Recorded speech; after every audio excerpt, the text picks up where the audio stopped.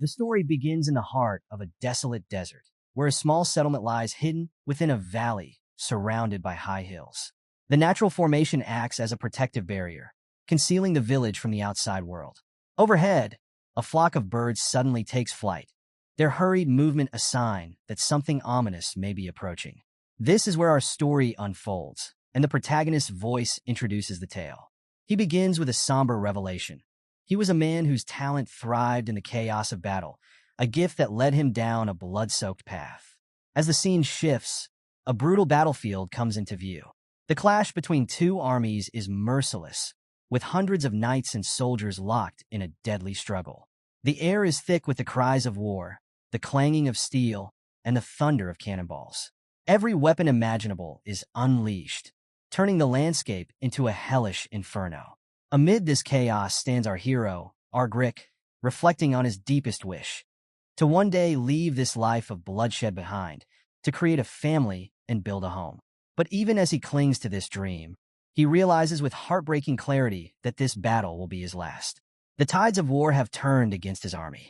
As the dust settles and the battlefield grows quiet, the once mighty force lies vanquished. Argrick, the sole survivor, kneels amidst the carnage, battered and broken.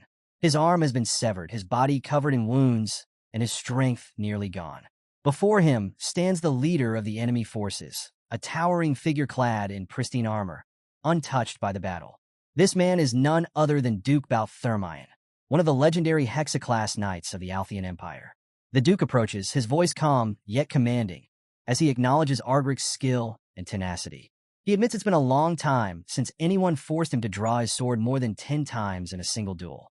Argrick, even in his weakened state, feels a faint sense of pride at this recognition.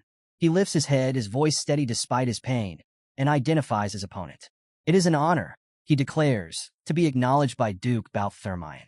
The Duke is momentarily surprised but intrigued that Argrick knows him so well. Argrick recounts how even a single day on the battlefield was enough to feel the overwhelming presence of a Hexaclass knight like Balthermion. The Duke listens, impressed by the young knight's courage, but his expression darkens with regret. He admires Argrick's potential, lamenting that such talent will be snuffed out too soon. Hoping to avoid unnecessary bloodshed, the Duke offers Argrick a chance to surrender.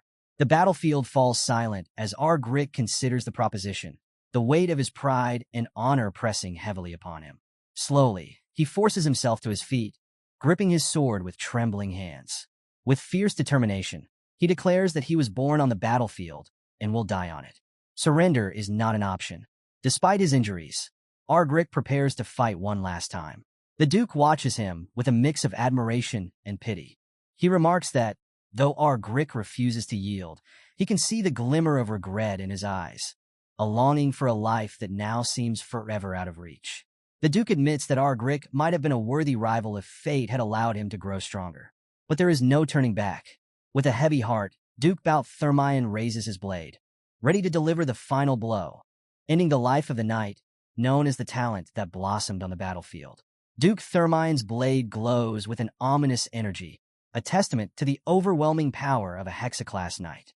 As the battlefield stills for their final confrontation, Argrick, battered but resolute, advances with his broken weapon in hand. For him, this is not a moment of fear, but of acceptance. If death is to come, it will be here, with his pride intact.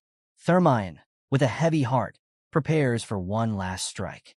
He hopes aloud that in the next life, Argrick can let go of the regrets that cling to him now. As Argrick charges, his life begins to flash before his eyes. He sees the scars of his past, the war between the Draenic and Althian empires that shaped his world from the moment he was born. His mother, a war refugee, raised him alone until the crushing weight of her circumstances drove her to end her life. Left to fend for himself, Argrick became one of the countless children of war, scavenging for food and doing whatever it took to survive. From an early age, Argrick found familiarity in the sword. At just 14, he stepped onto his first battlefield, fueled by hunger and desperation. His ferocity caught the attention of seasoned warriors, men who had been fighting long before he was born. That day, his mana core awakened, unleashing a latent talent that set him apart. His movements became sharper, his senses heightened, and his reputation as a deadly force on the battlefield began to grow. Years of relentless training and combat saw him rise through the ranks, eventually earning the title of commander. His skill and determination earned him a recommendation for the prestigious Special Knight appointment. Ardric had surpassed 3 mana cores, becoming a quad-core knight, and his potential to join the elite Hexaclass Knights was undeniable. For the first time, he dared to dream of a life beyond the battlefield, a chance to find peace and build a family. That dream drove him into his final battle. Ardric fought like a man possessed, cutting through hundreds of enemies and pushing himself to the brink. Victory was within reach, and so was the future he longed for. But fate had other plans. In a moment of devastation, a powerful wave of energy ripped through the battlefield, sending knights flying. At its epicenter stood Duke Balthermion, the Hexaclass Knight of the Althean Empire. The encounter was nothing short of catastrophic. Thermion's devastating energy shattered Ardric's defenses, slicing through his left arm and breaking his sword. For the first time, Ardric felt true helplessness. His strength, his pride, and his dreams, all of it was torn from him in an instant. Even as he struggled to rise, his body battered and broken, the realization settled in. This was the end. Thermion moved with unmatched precision, his blades surging with raw power. In a final, decisive strike, his sword pierced through Ardric's heart. The force of the blow unleashed a wave of energy, so intense that it sent Ardric hurtling through the air. He crashed to the ground, his body crumpling into a pool of his own blood. As his life ebbed away, Ardric stared at the crimson-stained ground beneath him, his vision fading. He thought of the life he had yearned for, but would never have. And yet, in those final moments, he felt a strange sense of peace. The battlefield had always been his home, and now it would be his resting place. His story, filled with tragedy and unfulfilled dreams, reached its somber conclusion as the light in his eyes dimmed. This was the end of Ardric, the talent that blossomed on the battlefield, cut down before he could reach the heights he so desperately sought. Just when Ardric thought his story had ended, another chapter began in the most unexpected way. The scene shifts dramatically, and before he even opens his eyes, he hears unfamiliar voices around him. The voices are warm and filled with joy, speaking of their little Dane finally waking up. Confusion grips the former knight. These words don't belong to a battlefield, but rather to something far more intimate. The father's voice carries pride as he marvels at how their baby boy doesn't even cry. The mother's voice is soft and loving as she gushes about the clarity of the child's stunning eyes, declaring that he must be a gift from God. The father laughs in agreement, echoing her sentiment. When Ardric finally manages to open his eyes, he is met with a shocking sight. He's a baby. Panic surges through him as he takes into realization. He's no longer the orphan knight born amidst the horrors of war. Instead, he is now a white-haired infant in the arms of a noble woman. He wants to believe this is some bizarre dream, but the warm, genuine love emanating from the couple holding him feels too real. The father, an imposing but cheerful man, lifts Dane with delight, already imagining a future for his son. He proudly declares that Dane will one day become a master spearman, just like himself. Hearing this, Dane freezes. He has a father, something he had never known in his previous life. The man introduces himself as Count Arkensogers, a skilled Hexaclass spearman. But before he can get too carried away, the mother, Lily Sogers, swiftly snatches Dane from him. Her eyes gleam as she insists that their son will follow in her footsteps and become a world-class assassin instead. A heated debate ignites between the two. Arken argues passionately that spearmanship is the ultimate martial art, a perfect blend of power and grace. To him, a spear symbolizes honor and beauty. Lily counters just as fiercely, claiming the life of an assassin is far superior. She describes the elegance of moving unseen, striking silently, and vanishing without a trace. To her, nothing could be cooler. Dane, now caught in the middle of this absurd tug-of-war, can only stare in disbelief.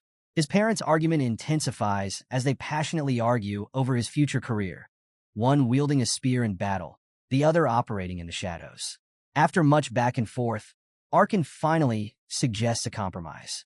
They will both teach Dane their respective skills and let him choose for himself. Lily reluctantly agrees, although she's convinced her assassin training will win him over.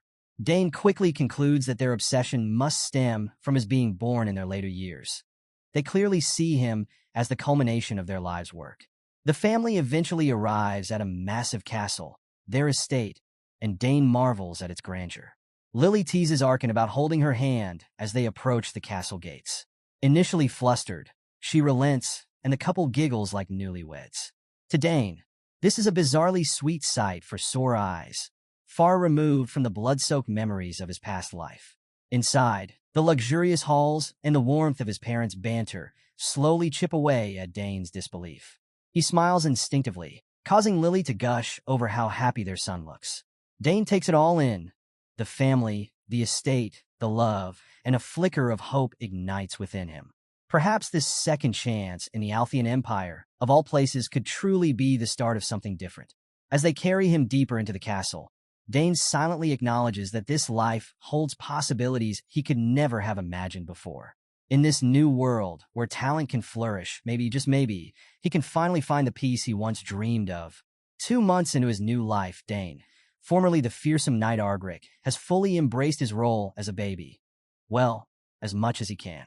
He babbles endlessly, filling the mansion with cheerful, incoherent sounds that delight his mother, Lily. Her excitement knows no bounds as she carries him from his cradle, marveling at her little genius who seems to be growing and developing so quickly. For Dane, this is a strange yet endearing experience. In his previous life, he had little to no contact with children, save for the war orphans he encountered, emaciated, wrapped in bandages, and crying for lost parents. Comparing that to the luxury and warmth of House Ogres, Dane can't help but think how fortunate he is now. As Lily continues doting on him, the door bursts open, and in strides Count Arkin Sogers, brimming with enthusiasm. In his hands, he carries a beautifully crafted spear, gleaming with intricate designs. The Count eagerly waves it around, hoping to catch Dane's attention, and it works. Dane's gaze locks onto the weapon, his infant mind momentarily captivated. While he recognizes it for what it is, his focus shifts to the man holding it. This is his father, Count Arkin Sogers, the strongest hexaclass spearman in the entire Althean Empire. Known as the Blue Whirlwind during his prime, Arkin's reputation as a war hero precedes him. Yet here he is, grinning like a child while showing off to his baby son. Before Dane can process this surreal reality, Lily erupts in anger. Her fiery aura fills the room as she berates her husband for bringing something so dangerous into a baby's nursery.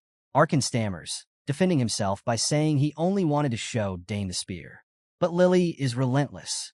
She's already warned him against introducing their son to weapons at such a young age and threatens to start teaching Dane stealth techniques herself if Arkin insists on early training. Her loud outbursts seem hilariously out of place for someone who was once the Empire's greatest assassin. Dane observes this bickering with mild amusement. Despite their strong personalities, it's clear his parents care deeply for him. Their argument reveals an underlying desperation to pass on their skills, an urgency fueled by the career choices of Dane's elder sisters, Claire and Arabella, who have both diverged from their parents' paths. Soon, these sisters join the scene, and Dane gets his first proper introduction to them. Claire and Arabella are ecstatic to have a baby brother, and their affection quickly turns mischievous. They take turns pinching and puffing his cheeks, giggling at how adorably squishy he looks. Dane, meanwhile, feels like his head might explode. Arabella, the elder sister, is a prodigious mage.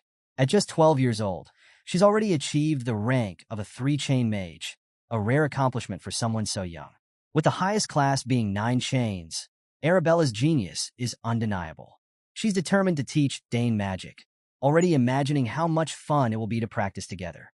Claire, the younger sister, is equally talented but in a completely different field, summoning. She succeeded in her first summon at the age of 7 and can now control 2 summons simultaneously, an impressive feat for her age. Arabella eagerly encourages Claire to feel the baby's softness. Claire initially resists, her jealousy of the new sibling still lingering, but eventually gives in, tentatively poking Dane's nose. The softness wins her over, and soon she's gently caressing his face. As Claire starts warming up to him, she excitedly mentions how cool it would be to teach him summoning. Dane's internal sigh of resignation is almost audible. Everyone in this family has big plans for him, and he knows his life is about to get very chaotic. His father, Count Arkin Sogers, is a hexaclass spearman and a former war hero, the Blue Whirlwind. His mother, Lily, is a legendary assassin who once targeted the Emperor. His eldest sister, Arabella, is a three-chain mage prodigy, and his other sister, Claire, is a summoning genius who can command two summons at once. If there was ever a family destined for greatness, it's the Sogur's household. While Dane reflects on this absurd situation, his family members continue their heated arguments about his future. Despite the chaos, he feels a sense of gratitude. The warmth and love in this household are a far cry from his bleak, war-torn past life. Even their endless bickering brings him a strange kind of joy. He mentally laughs at the thought of anyone calling the Sogur's family harmonious. It's anything but. Soon, the household prepares for a major event, Dane's choosing ceremony. In the Sogur's family, when a child turns 1, they are placed before a table of objects, each representing a possible path. The object the child picks is seen as a sign of their future. Word spreads quickly, and the streets buzz with excitement.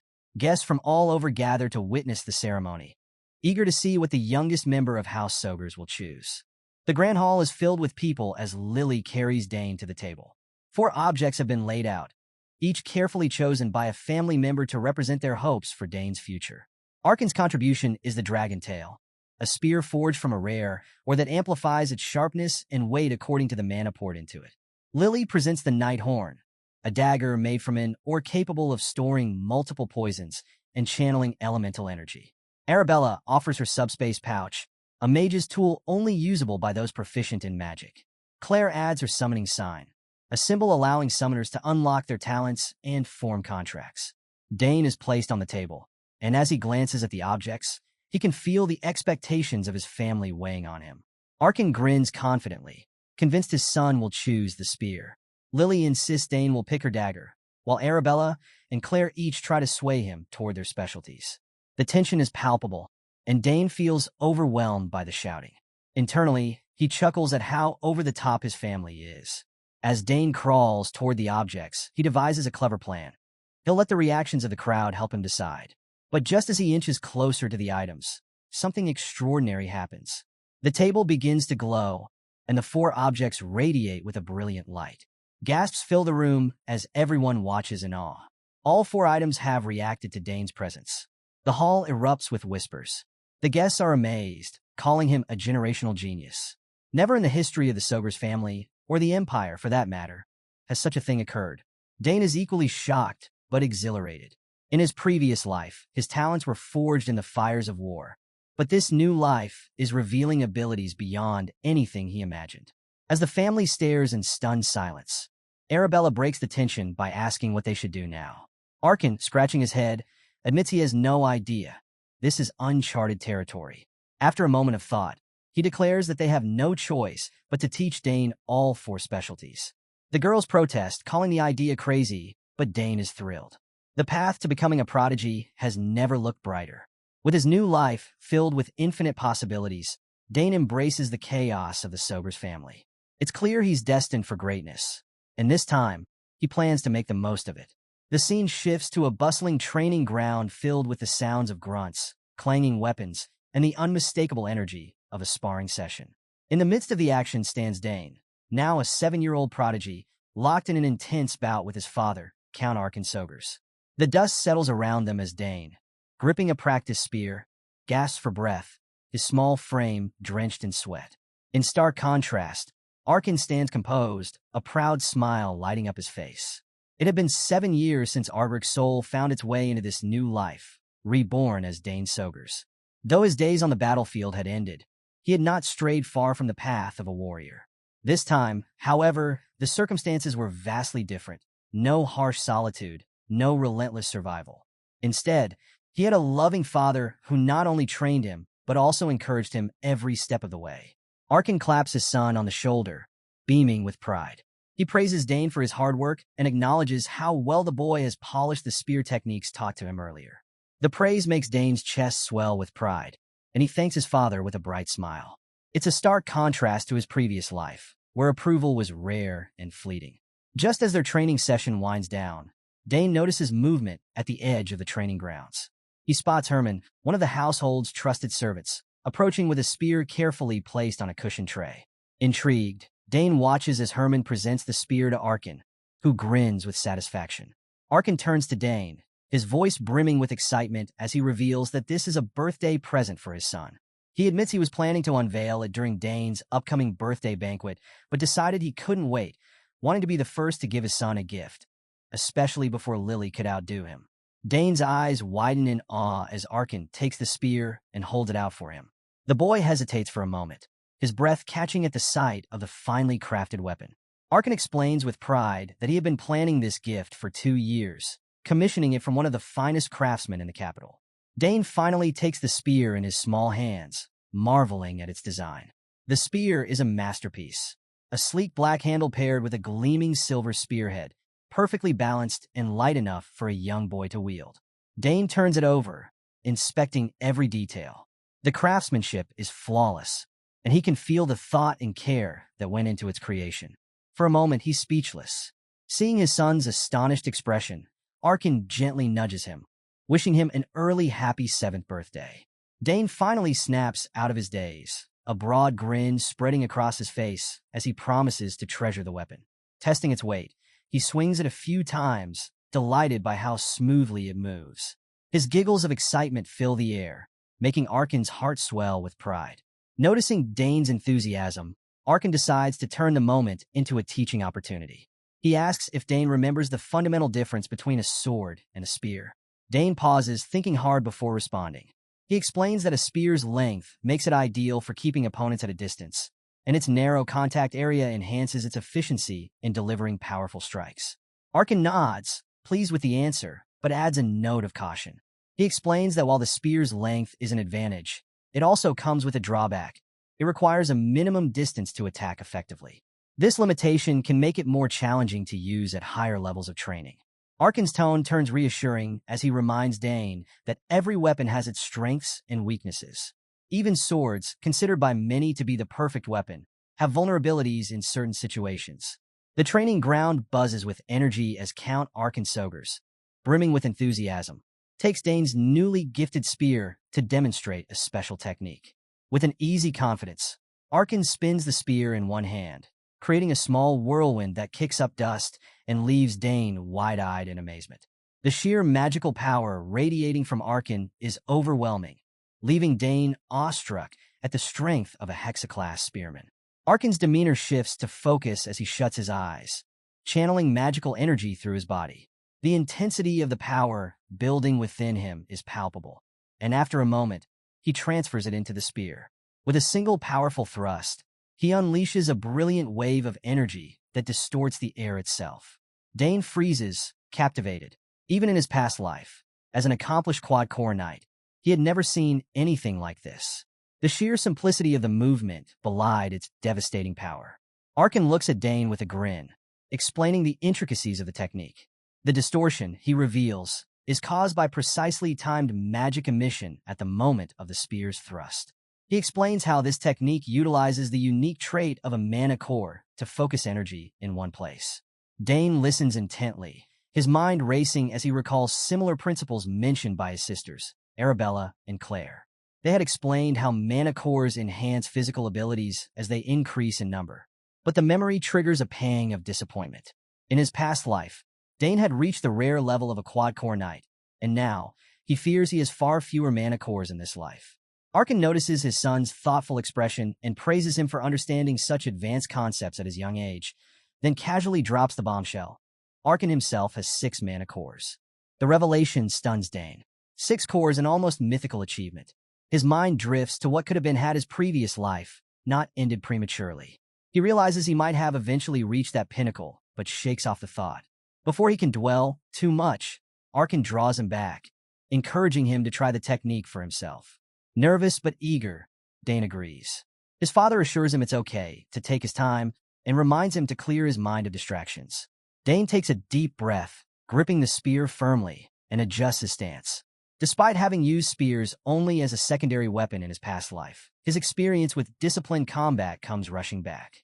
Closing his eyes, Dane centers himself and begins channeling magical energy. Arkan watches closely, impressed by how naturally Dane handles the weapon.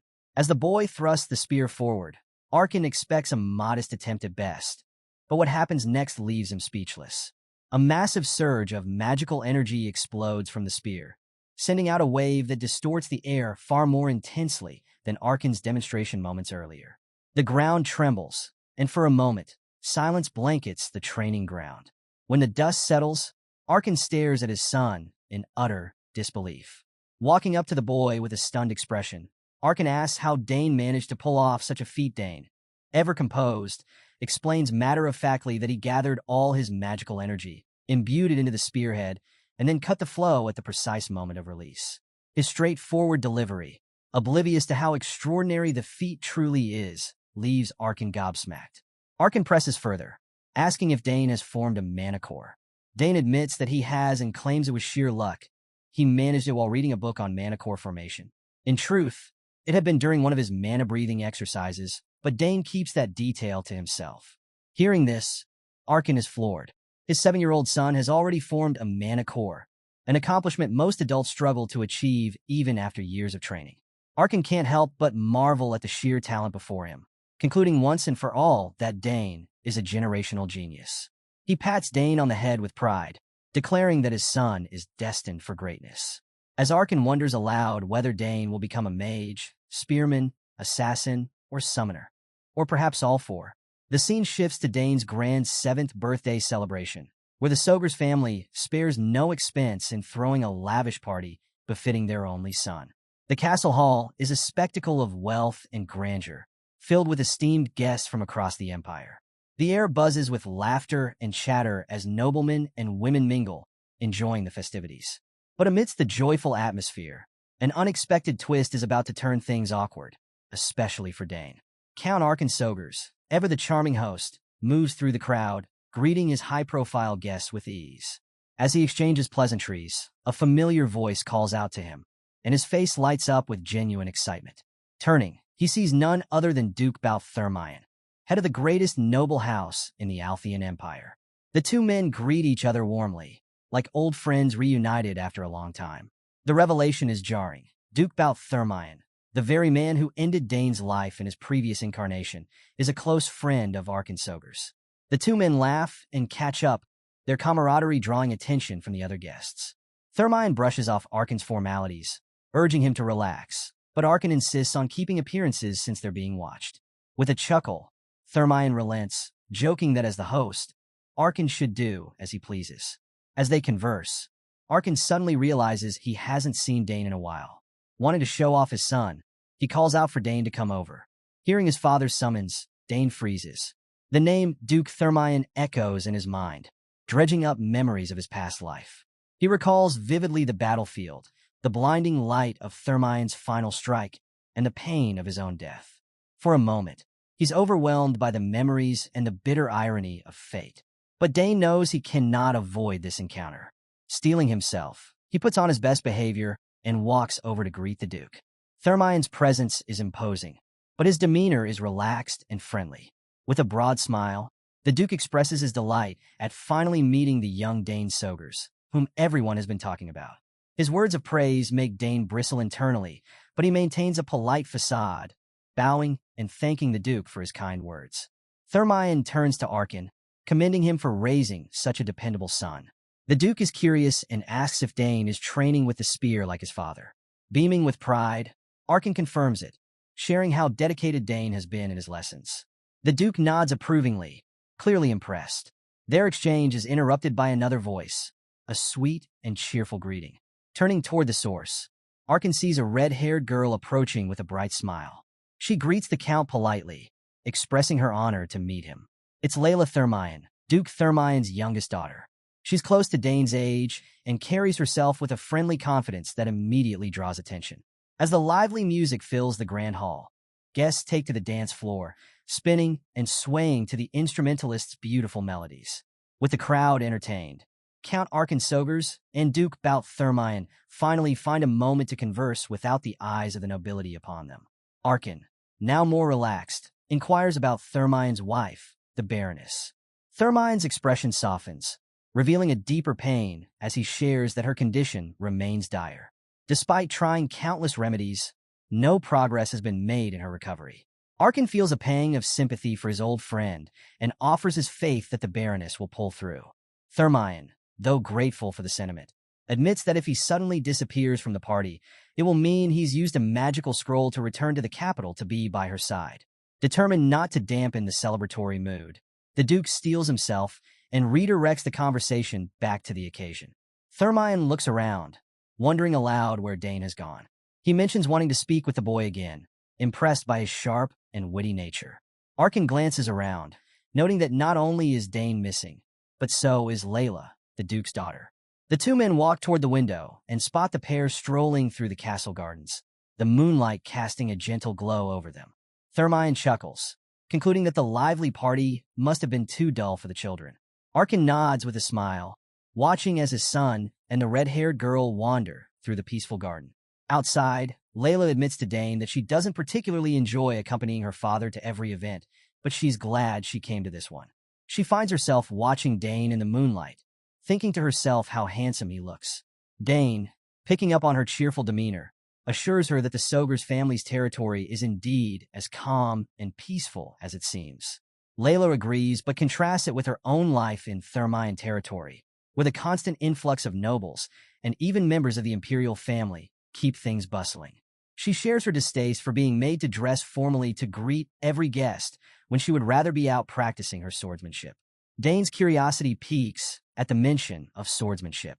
Leila notices his interest and explains that she prefers the simplicity of a sword over the pomp of noble life.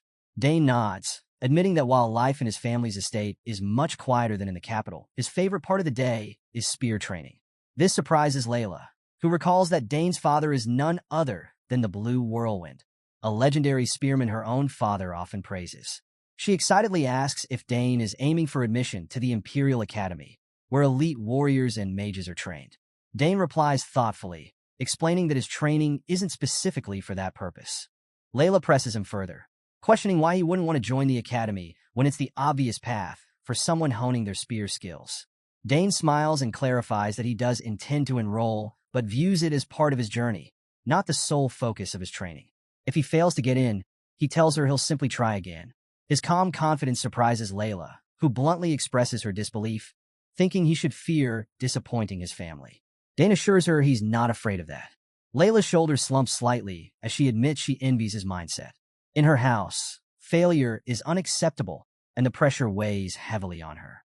Realizing how vulnerable she's been, she tries to brush it off, nervously asking him to forget what she just said. Dane, however, takes her words seriously. He expresses surprise that nobles feel such pressure and wonders aloud why someone as skilled as her would fear failure. His compliment brings a sparkle to her eyes, clearly boosting her confidence. Emboldened, Leila asks Dane to watch her swordsmanship and give his honest opinion. Taken aback by her sudden request, Dane hesitates. But seeing the eagerness on her face, he agrees to take a look, deciding it's the least he can do for a new friend. Under the moonlit sky, Leila excitedly asks Dane to take her to the training ground, eager to demonstrate her swordsmanship. Reluctantly, Dane agrees, hoping it won't take too long. At the training ground, Leila picks up a sword and begins her display. Her movements are graceful and fluid, seamlessly transitioning between attack and defense. Dane, a former knight with a keen eye for combat, finds himself genuinely impressed by her precision and timing. However, as he observes her closely, he notices a small flaw. Around her third form, her movements start to lose their rhythm, with an almost imperceptible half-step throwing her slightly offbeat. When she finishes, Leila turns to Dane, her face filled with anticipation, and asks for his thoughts. Dane, hesitant at first, praises her skill, calling it fantastic and a delight to watch. Her face lights up with joy, her wholesome smile making Dane almost reconsider pointing out her flaw. But knowing it's better to be honest, he gently mentions the issue with her third form, explaining what he observed.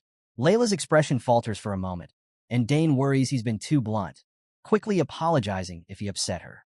To his surprise, Leila's determination shines through. Without hesitation, she picks up her sword again and begins working on correcting the flaw. Dane watches in awe as she refines her technique, and within minutes, she finds the missing piece and perfects her form. Overjoyed, she rushes over and hugs Dane tightly, thanking him for his help. Caught off guard, Dane stiffens, unsure how to react, but Leila ignores his shyness and promises never to forget how he helped her improve something that had troubled her for so long. When Dane finally protests that her embrace is suffocating him, she laughs and apologizes, putting her sword away. Dane adjusts his clothes, a little flustered but secretly pleased by the unexpected hug.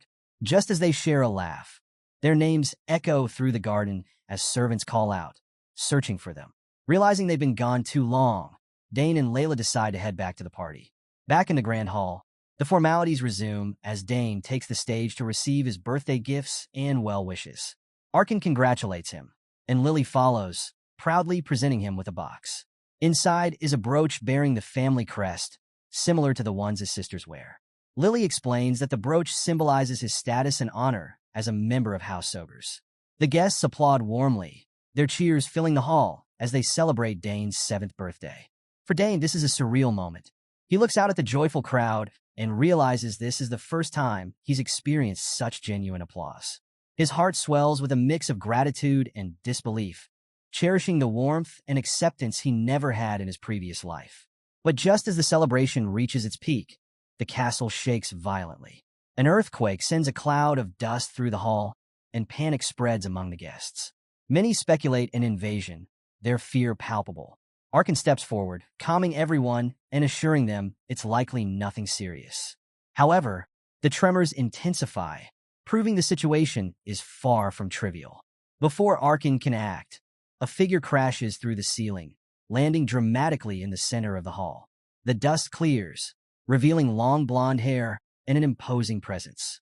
As everyone watches in stunned silence, overwhelmed, Dane stares at the powerful figure, unable to believe what he's seeing. When the intruder finally raises her head, the hall erupts into murmurs. It's Arabella, Dane's eldest sister, making a grand entrance. With an air of smugness, Arabella declares she's not too late for the party. Her flashy use of teleportation magic has everyone buzzing, as it requires at least 5 chains of magical power to open even a small gate. Her display of skill solidifies her status as a magical genius, though Dane can only scoff at her theatrics. Before the commotion dies down, another spectacle unfolds outside. The hall doors creak open, and a massive wyvern lands just outside, sending waves of fear through the guests. Riding the creature is Claire, Dane's other sister, who arrives with her signature flair. Peeking into the hall, Claire realizes Arabella beat her to the party and grumbles about being late. Still, she dismounts gracefully and strides into the hall, prompting whispers about her being a genius summoner at just 16 years old. Now that both sisters have arrived, they approach the stage to officially wish their baby brother a happy birthday. Arabella steps forward with a radiant smile and sincerely wishes Dane a happy birthday, presenting him with a neatly wrapped gift box. Not to be outdone, Claire follows suit, producing her own gift. Their enthusiasm and thoughtfulness overwhelm Dane, but he's genuinely touched by their efforts. He thanks his elder sisters for traveling all this way to celebrate his special day. Arabella waves off his gratitude with a teasing smile, claiming their attendance was never in question. She urges Dane to open their gifts, eager to see his reaction. Watching this scene unfold, Arkin crosses his arms and sighs, feeling a pang of jealousy.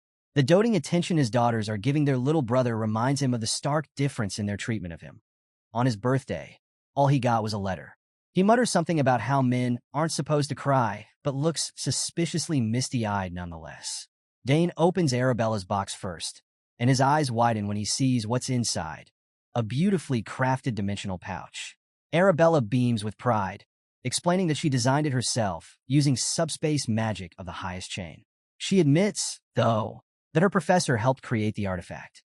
Dane marvels at the intricacy of the pouch and expresses his heartfelt thanks, fully aware of how rare and difficult it is to imbue subspace magic into an item. Arabella isn't finished yet. She pulls out a ring and asks Dane for his hand. Hesitant at first, he complies, and she slips the ring onto his finger. Arabella explains that the artifact is coded to his genetic signature, making it uniquely his. No one else will ever be able to use it. As Lily observes the item, she notes the faint wave of mana emanating from it and suspects that it contains high-grade magic stones. Arabella confirms this, explaining that if Dane channels even a small amount of mana into the ring, it will automatically open a subspace, eliminating the need for traditional pouches. Dane is awestruck by the gift's value, realizing it's the kind of artifact reserved for elite commanders or high-ranking mages on the battlefield. Never in his wildest dreams did he think he'd own such a treasure, let alone at the age of 7. Just as he finishes thanking Arabella, the ring's power begins to manifest. To everyone's shock, the subspace opens seamlessly. The hall falls silent as the sheer magnitude of Dane's abilities sinks in. Arkan stares in disbelief, horrified and amazed that his son managed to open a subspace at such a young age. Arabella, equally stunned, praises Dane exuberantly, calling him incredible. She jokes that he might already have both a mana core and a magic circle, a level of magical capability unheard of in someone his age. With Arabella's gift unwrapped and thoroughly admired, it's Claire's turn. Dane receives her gift with a smile, thanking her before carefully unwrapping the box. Inside, he finds a peculiar spotted egg. Curious, he picks it up carelessly, holding it as if it's just a common object. Claire's face instantly turns pale, and she yells at him to be more careful. Flustered, Dane asks what's so special about the egg. Claire sighs, trying to calm herself before whispering in his ear.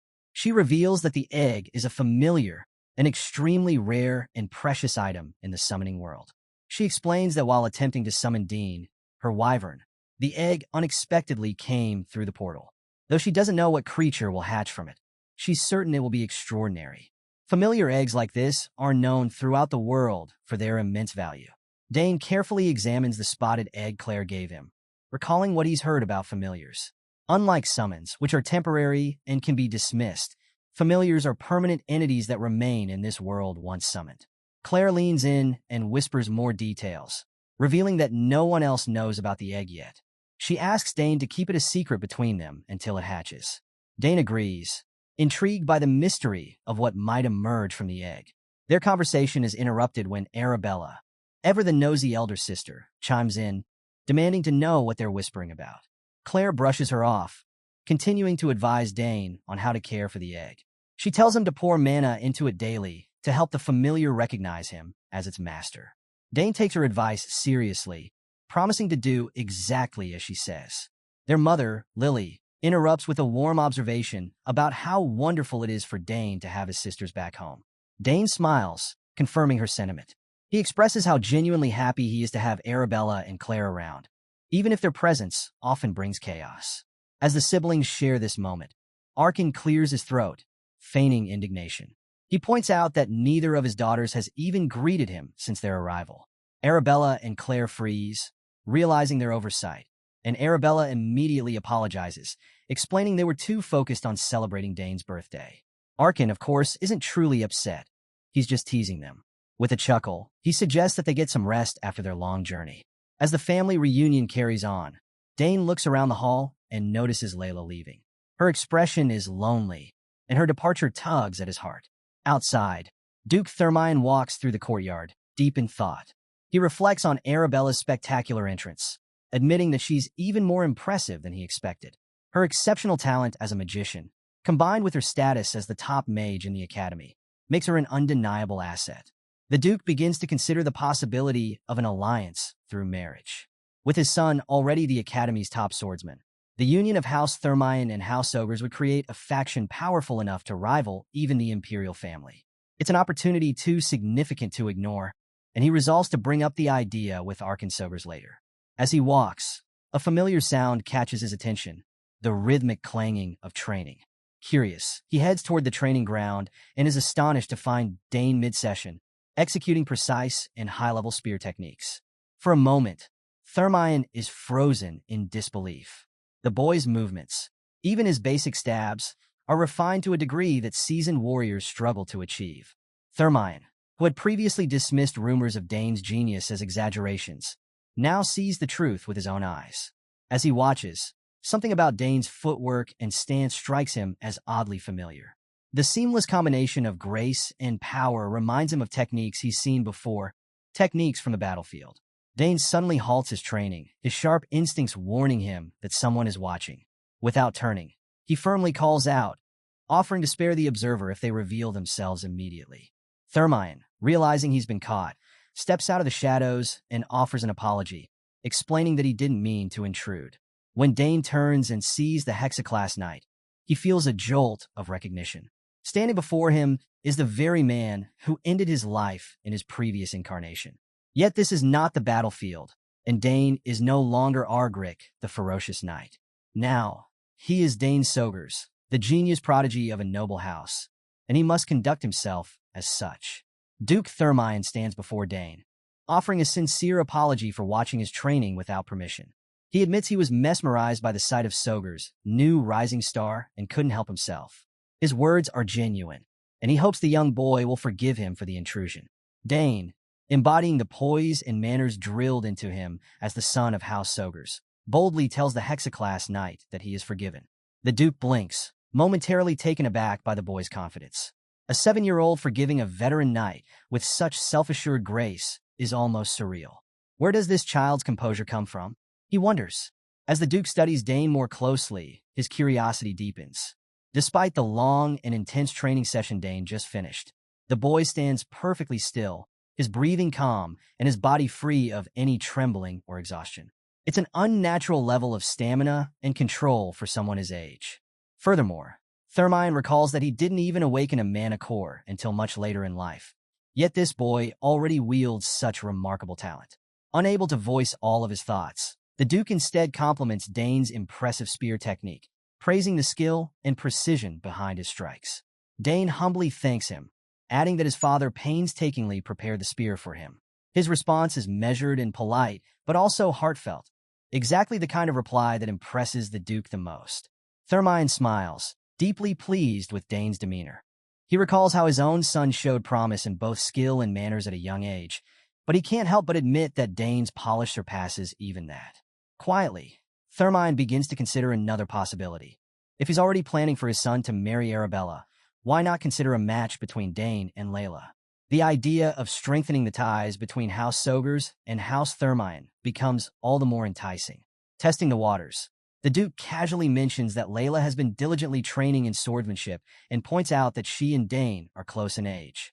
He suggests that they could become good friends, especially when they both eventually join the academy. Dane smiles earnestly, agreeing that he would be happy to get along with Leila when they meet in the academy. The Duke is delighted, praising Dane's forthrightness and finding him even more likable. Feeling satisfied, Thermine decides it's time to leave the young man to his training. However, a lingering curiosity nags at him. Earlier, he noticed that Dane's stance and footwork resembled those of a seasoned swordsman. Before leaving, he asks Dane directly if he's ever trained in swordsmanship. Dane freezes for a moment, realizing his old habits must have shown during his spear practice. He's not surprised that a seasoned knight like Thermine picked up on it with a single glance. To deflect the Duke's suspicion, Dane calmly claims that he's only read some basic textbooks on swordsmanship but has never formally trained. Thermine narrows his eyes slightly, unconvinced. There's something raw and battle-hardened in the boy's movements, something that feels too authentic to come from a mere textbook. For a split second, the Duke's instincts flare, sensing the faint echo of a warrior who belongs to the battlefield. But just as quickly, Thermine dismisses the thought. He reminds himself that Dane is just a child, not some hidden knight or veteran soldier. Relaxing, the Duke smiles again, brushing off his earlier suspicions. He changes the subject, commenting on how much time they've spent talking and deciding it's time to depart. As he bids Dane goodbye, the Duke warmly invites him to visit the capital in the future, promising to repay the hospitality he's received at the Count's castle.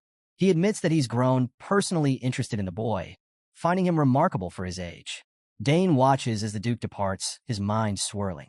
The encounter has made it clear that his story remains deeply intertwined with Duke Thermine, even in this new life.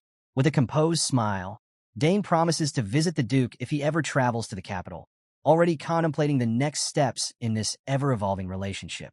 Dane feels a rush of excitement as he contemplates Duke Thermine's growing interest in him. The thought of facing the man who ended his previous life ignites a fire within him.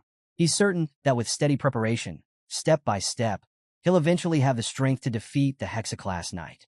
A confident smile spreads across his face as he silently vows to rewrite their fates in this life. As his thoughts race, Herman appears from the shadows, surprising Dane with how long he's been waiting. The loyal servant reminds him that his duty is to serve discreetly, handing Dane a towel to wipe off his sweat. Herman casually informs him that the household is busy preparing for the second banquet, as more noble families are arriving. It's impossible to host over 30 families at once, so the arrivals are staggered. Dane nods, recalling hearing about the second banquet earlier, and asks about his sisters. Herman explains that Arabella and Claire opened a teleportation gate to return to the academy for their midterm exams. Though it's a shame they couldn't stay longer, Dane understands their responsibilities and decides to head back to the castle to rejoin the festivities. Later, Dane takes a solitary stroll in the castle courtyard, relishing a rare moment of peace. Exhausted, he admits to himself that the life of a noble can be tiring, especially with a packed schedule like his birthday celebrations. But as he walks among the vibrant flowers and lush greenery, he finds solace in the serene beauty of the garden. The blooms are vibrant, and butterflies flit from flower to flower, enhancing the tranquil atmosphere. Dane silently appreciates the gardener's meticulous work, thinking how the garden feels almost magical. The sight of the flowers reminds him of something Arabella once mentioned, how flowers contain the highest concentration of mana in nature. Curious and with some free time on his hands, Dane decides to analyze the flower's mana. As he begins the process, he reflects on his training, feeling a twinge of frustration. Despite his efforts, he hasn't made significant progress in either magic or summoning. His many talents, while a blessing, sometimes feel like a burden as he struggles to determine what to focus on. As he studies the flowers, something unexpected happens. He senses a powerful rush of mana flowing within them, far more intense than he anticipated. The vibrant energy stuns him, and he marvels at how such small flowers can contain such vast mana reserves. Dane realizes that if he can channel this mana and make it his own, he could stabilize it within his body to create a magic circle. He touches the flowers carefully, his extraordinary mana affinity allowing him to see what others could only sense with their sixth sense. The clarity of the mana flow excites him. It's as if a new door to his magical potential has opened. Just as he begins to immerse himself in this breakthrough, his serene moment is shattered. A commotion nearby pulls his attention. Elsewhere in the garden, two brothers, bored and feeling neglected, wander aimlessly. Frustrated that their father is too busy mingling with other nobles to pay them any mind, they stomp through the garden, trampling flowers in their path. One suggests they leave, but as they turn a corner, they spot Dane standing alone. Unaware of who he is, they mistake him for a servant. With arrogant sneers, they demand that he lead them out of the garden. Dane's anger flares as he notices the crushed flowers beneath their feet. His fury overrides his usual composure as he storms toward them, telling them to leave the garden immediately. The brothers, offended by what they perceive as insolence, laugh at him. They mock his small size and warn him not to speak to them that way, boasting about their status. Feeling emboldened, the larger of the two grabs Dane by the arm and threatens to teach him a lesson. They proudly declare themselves as the sons of Count Tyron. Memories from Dane's past life flashed across his mind upon hearing the name Tyron, a noble he once captured in battle. Back then, the man was as insufferable as his son seemed now. The confrontation began when Digron arrogantly assumed Dane should know of House Tyron's reputation in the capital. But Dane, unbothered, warned him to watch his words, adding that he had the means to make people disappear without a trace. Digron, unimpressed, continued running his mouth, and Dane decided that words wouldn't work on him. Without hesitation, Dane headbutted him square in the face, breaking his nose. Blood gushed out as the younger Tyron brother, Dinar, gasped in shock. Digron, enraged and humiliated, vowed to kill Dane, calling him a bastard. But Dane simply laughed, telling him to go ahead and try.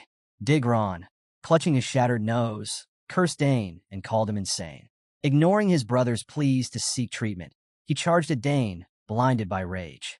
His movements were wild and uncoordinated, but Dane observed them carefully, noting that the boy's lack of weapon skills suggested he was either a mage or a summoner. While Digron swung at him furiously, Dane easily dodged each attack with speed and precision, leaving the bully even more frustrated. Despite knowing he couldn't land a hit, Digron refused to give up. He hurled reckless punches, each one missing its mark. As Dane continued to dodge, he observed the faint flow of magic around him and had an idea. What if he could compress that magic into a physical force? Intrigued, Dane decided to test this newfound theory. Concentrating on the magic flow, he managed to unleash a blinding beam of power. The blast struck Digron with devastating force, sending him flying through the air before crashing into the ground. The impact left him screaming in pain, his back scraped and bruised. Dinar, on the verge of tears, rushed to his brother's side, but it was clear neither of them could stand against Dane's incredible strength. Unfortunately, Digron's landing destroyed a beautiful flower bed in the garden. Dane felt a pang of guilt. He hadn't meant for the plants to get hurt. But before he could dwell on it, Digron, battered but unrelenting, staggered to his feet. He hurled more insults, clearly shocked that Dane, a seemingly frail boy, could wield such powerful magic. Dinar begged his brother to stop, sensing the danger they were in. But Digron ignored him, determined to find out who this mysterious prodigy truly was. The red-haired bully, Digron Tyron, stubbornly ignored his younger brother's pleas to back down. His pride wouldn't let him retreat, convinced that doing so would make him look like a coward. Fueled by rage and humiliation, Digron vowed to kill Dane for embarrassing him so thoroughly. He decided to unveil his ultimate trump card, his summoning powers. With a scream, Digron activated his magic, calling forth a ferocious creature to aid him. Dane immediately recognized the telltale signs of summoning and grew uneasy. Summoners were formidable opponents, and while he'd never faced one directly, his sister Claire was a summoner prodigy capable of calling forth mighty wyverns. If Digron's abilities were even half as strong as Claire's, this fight could turn into a serious challenge. The air grew heavy as an ominous portal formed before Digron. A chilling howl echoed, and out stepped a massive, fearsome spirit wolf. Its sharp fangs glinted menacingly, and its glowing eyes promised devastation. Digron smirked with newfound confidence and introduced the wolf as his summon, Jinpu. He gloated, promising Dane that this was the end for him. With a dramatic flair, he ordered Jinpu to attack, commanding the wolf to tear Dane to pieces. Dane braced himself, his initial anxiety giving way to focus. However, as he took a closer look at the wolf, his fear diminished. Compared to Claire's wyverns, this spirit wolf seemed rather underwhelming. Dane muttered this observation to himself, but Digron overheard, and the insult made him livid.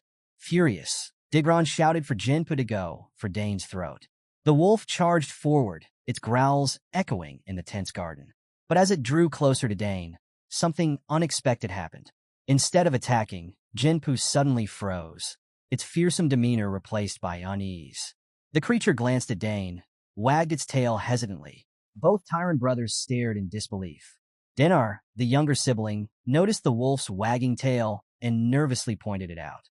Digron, however, was too stunned to respond. He shouted at Jinpu, demanding it obey him, but the wolf refused to move. Instead, it cautiously approached Dane and stood before him, waiting expectantly. Dane, equally surprised, hesitated before realizing the wolf wanted him to pet it. Though nervous, he reached out and gently patted the spirit wolf's head. To his astonishment, Jinpu wagged its tail happily, behaving more like a domesticated pet than a summon. Dane began to wonder why this was happening. Could it be related to his unusual affinity for summons? He recalled how Claire's wyverns had always been friendly toward him, but he'd assumed that was because of their shared bloodline. Yet here was Jinpu, completely submissive to him despite having no connection. Dane began to suspect it had something to do with favorability.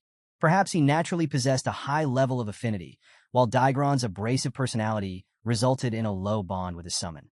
Whatever the reason, it was clear that Jinpu had chosen Dane over its master.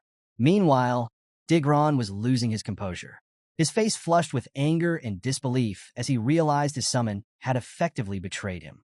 This final humiliation pushed him over the edge, and he exploded in a fit of rage, screaming that Dane had been mocking him from the start. With Digron's so-called trump card, Jinpu the summon, no longer under his control, Dane seized the moment.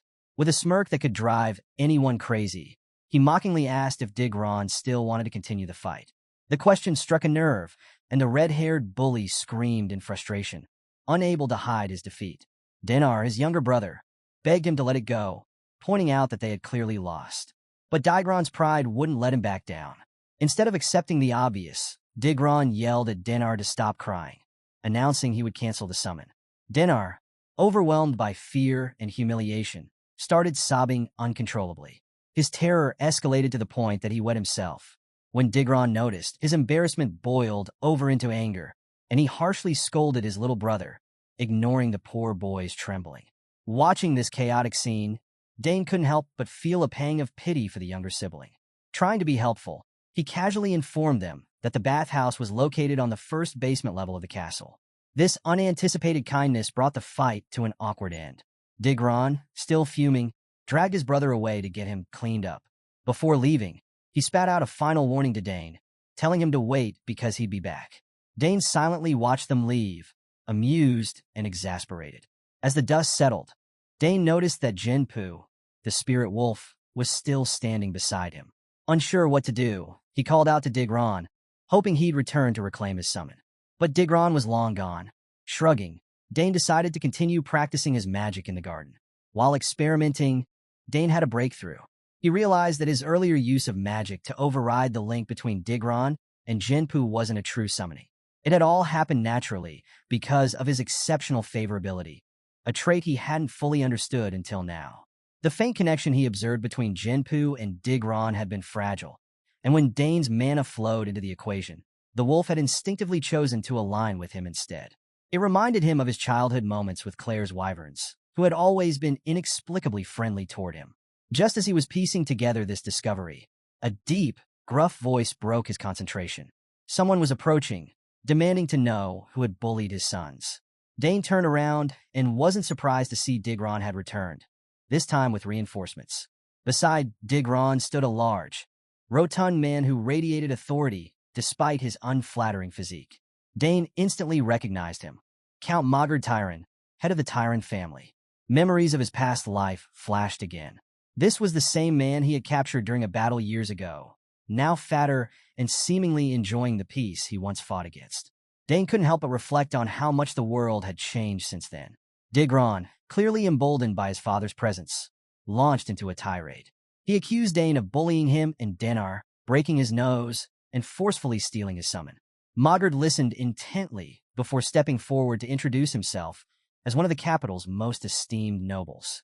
He admitted that he'd prefer to let the matter go, especially since they were guests of the castle, but he claimed Dane's actions were too grave to ignore. Magard's tone grew sharp as he questioned Dane. Why was a boy like him wandering alone in such a secluded part of the castle? He demanded to know Dane's identity, his suspicion clear. Dane hesitated for a moment, weighing his options. Then, with calm confidence, he answered, I am Dane Sogers, the youngest son of Arkan Sogers, Lord of the South and head of the Sogers Count family. The reaction was instantaneous. Both Magard and Digron froze, their faces paling in shock. This wasn't some ordinary brat. They had been provoking the genius prodigy of one of the most powerful noble families in the Empire. Realizing that Dane is the youngest child of the powerful House Sogers, Magard Tyran begins to feel the weight of the situation. Memories of his humiliating capture by Argrick during the war resurface, sparking a sense of bitterness. However, being the crafty noble he is, Magard quickly begins scheming. He decides to twist the situation to his advantage, intending to hold Count Sogers accountable for Dane's actions and using the conflict as leverage to demand lucrative mining rights. If successful, this would elevate his status among the nobles who had once looked down on him. Magard feigns composure, carefully masking his irritation at having to deal with what he perceives as a bratty 7-year-old. Politely, he asks Dane what he plans to do about the situation, pointing out that injuring a guest and stealing his summon is a serious crime. With a thinly veiled threat, he declares that today will be the last time Dane gets away with such behavior, and he announces his intention to report everything to Count Arkan Sogers. As Magard prepares to leave with Digron, he inwardly congratulates himself on his clever plan. But Dane, who has seen through the scheme from the start, decides to play along. Calmly and confidently, he stops them in their tracks, demanding an apology from both Magard and Digron before they take the matter to his father. The demand stuns the Tyran duo. Digron explodes in anger, calling Dane a bastard again, and Magard glares at him, utterly incredulous. The sheer audacity of a child demanding an apology from them is almost too much to bear. But Dane stands firm, explaining that while he admits to injuring Digron, he only did so in self-defense after being threatened. As for the summon, Dane clarifies that he didn't steal Jinpu. The spirit wolf had chosen to follow him of its own accord. Digron, unwilling to accept the truth, denies everything, claiming that there's no way Jinpu would betray him. His father, Magard, strokes his chin in thought, suddenly recalling that Claire Sogers, Dane's elder sister, is a renowned summoner prodigy. He begins to suspect that Claire might have taught Dane some advanced summoning techniques, including forcibly severing a summoner's link to their summon. With this suspicion in mind, Mogard claims that losing a summon, even in such circumstances, is a serious grievance. However, what truly bothers him isn't the alleged theft of Jinpu. It's the fact that Dane has the gall to demand an apology. His annoyance bubbles over as Dane reiterates his demand. Who does this boy think he is, daring to speak to him like that? Mogard's irritation morphs into outright rage, and his voice rises as he declares that he'll waste no more time with Dane and will instead report directly to Count Sogers. Before Mogard can storm off, the tension in the air thickens as Count Arkan Sogers himself appears, accompanied by none other than Duke Balthermion. Both men carry an air of authority that instantly silences the chaos. Their stern expressions make the Tyran men visibly nervous. Arkan, unaware of the details, but clearly ready to address whatever matter has summoned him, scans the scene. Dane is shocked to see his father arrive so suddenly, and even Mogard is taken aback by the Count's timely appearance. Digron and his father grow visibly pale as they take in the Hexaclass Knight, and the Duke standing before them, their presence radiating power and judgment. As the trial began, Digron eagerly launched into his fabricated story, weaving a tale designed to cast himself and his brother as helpless victims. He claimed they had simply gotten lost in the garden and asked Dane for help finding their way back to the castle.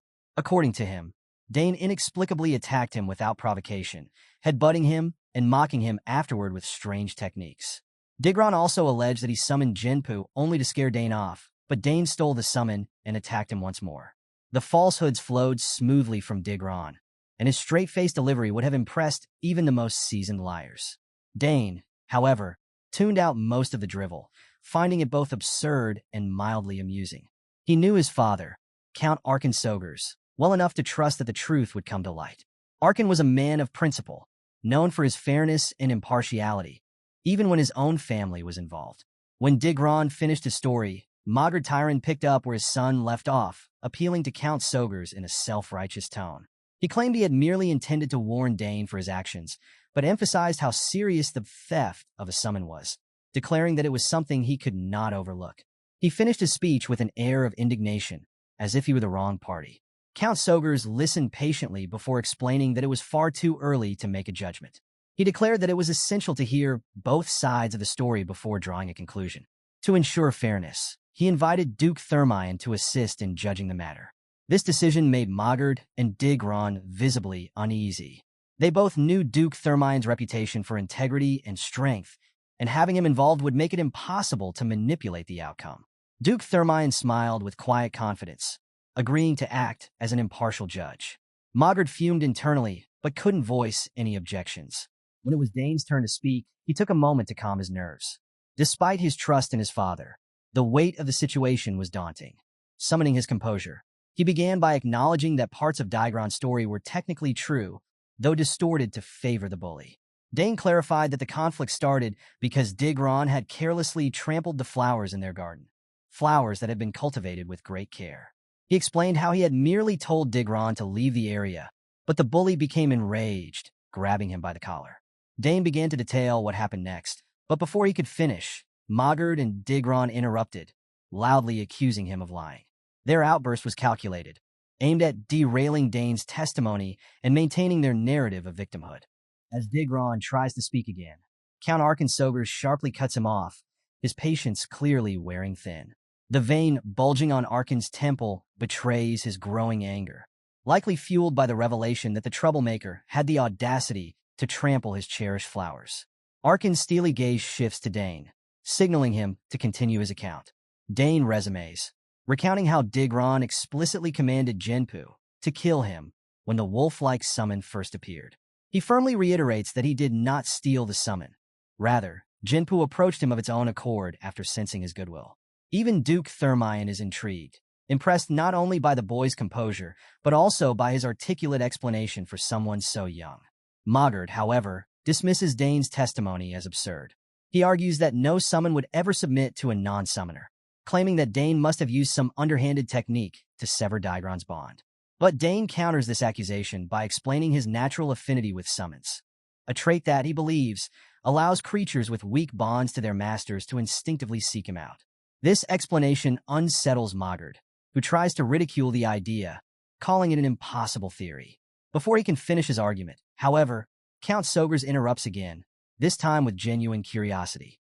He asks Dane if such a phenomenon is truly possible. Dane confidently assures his father that it is.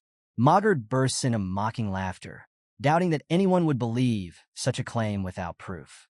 At this point, Duke Thermion interjects, suggesting a simple solution to uncover the truth. Attempt another summoning. Both Mogard and Digron freeze, panic flickering across their faces. They know the proposed test will expose their lies for what they are. Arkin agrees with the Duke's suggestion, seeing it as a straightforward way to resolve the matter. Turning to Dane, he asks if he's confident about proving his claim. Dane nods boldly, his confidence unwavering. Mogard and Digron, on the other hand, are visibly flustered. As tension mounts, Digron finally blurts out the truth. He can no longer summon Genpu. The admission shocks his father, who grows furious, demanding to know how this is possible. After all, Digron used to summon Genpu with ease multiple times a day. The bully stammers, unable to provide a satisfying explanation. Dane, watching the chaos, smiles knowingly. He's fully aware that Digron's bond with Genpu was severed earlier, making it impossible for him to summon the creature again. Taking advantage of the moment, Dane steps forward and confidently announces that he is ready to summon Genpu himself. Arkin smiles warmly at his son, clearly proud of his composure and resourcefulness. Dane then reveals that he'll need Digron's sign, a unique artifact used by summoners to channel their magic, to complete the summoning. Digron's face turns crimson with anger, convinced that Dane is just mocking him. He insists that it's impossible for anyone else to summon a creature using another summoner's unique sign, dismissing the idea as ridiculous. Count Sogers, noticing Digron's resistance, calmly suggests that there's no harm in trying. If Dane fails, it will prove that Digron was telling the truth all along. Faced with no other option, Count Mogard Tyron begrudgingly agreed to the test. He was clearly nervous, understanding that refusal would only confirm their guilt. For the sake of appearances, he urged his son Digron to hand over the summon sign. The red-haired bully hesitated, his face pale and his hands trembling. He knew this would backfire spectacularly, but his father's pride left him no choice. With reluctance and near tears, he handed the sign to Dane. Dane accepted it calmly and prepared to summon Genpu. Summon signs, engraved with a unique magical code, are designed to respond only to their original summoner.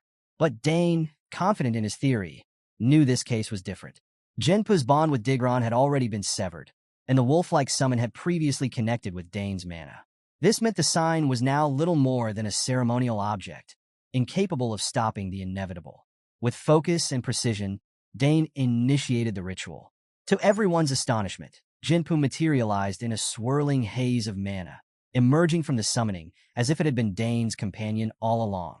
The massive wolf immediately bounded over to the boy, licking his face and playfully nudging him like an overexcited pup. Dane laughed softly, scratching behind Genpu's ears, while the gathered nobles stared in stunned silence. Even Count Arkin and Duke Thermion, who had full confidence in Dane's story, were taken aback by the sheer familiarity between the boy and the summon. To outsiders, it would appear Genpu had been bonded to Dane for years. The wolf completely ignored Digron, who could only watch, dumbfounded, as his former summon showered Dane with affection once again.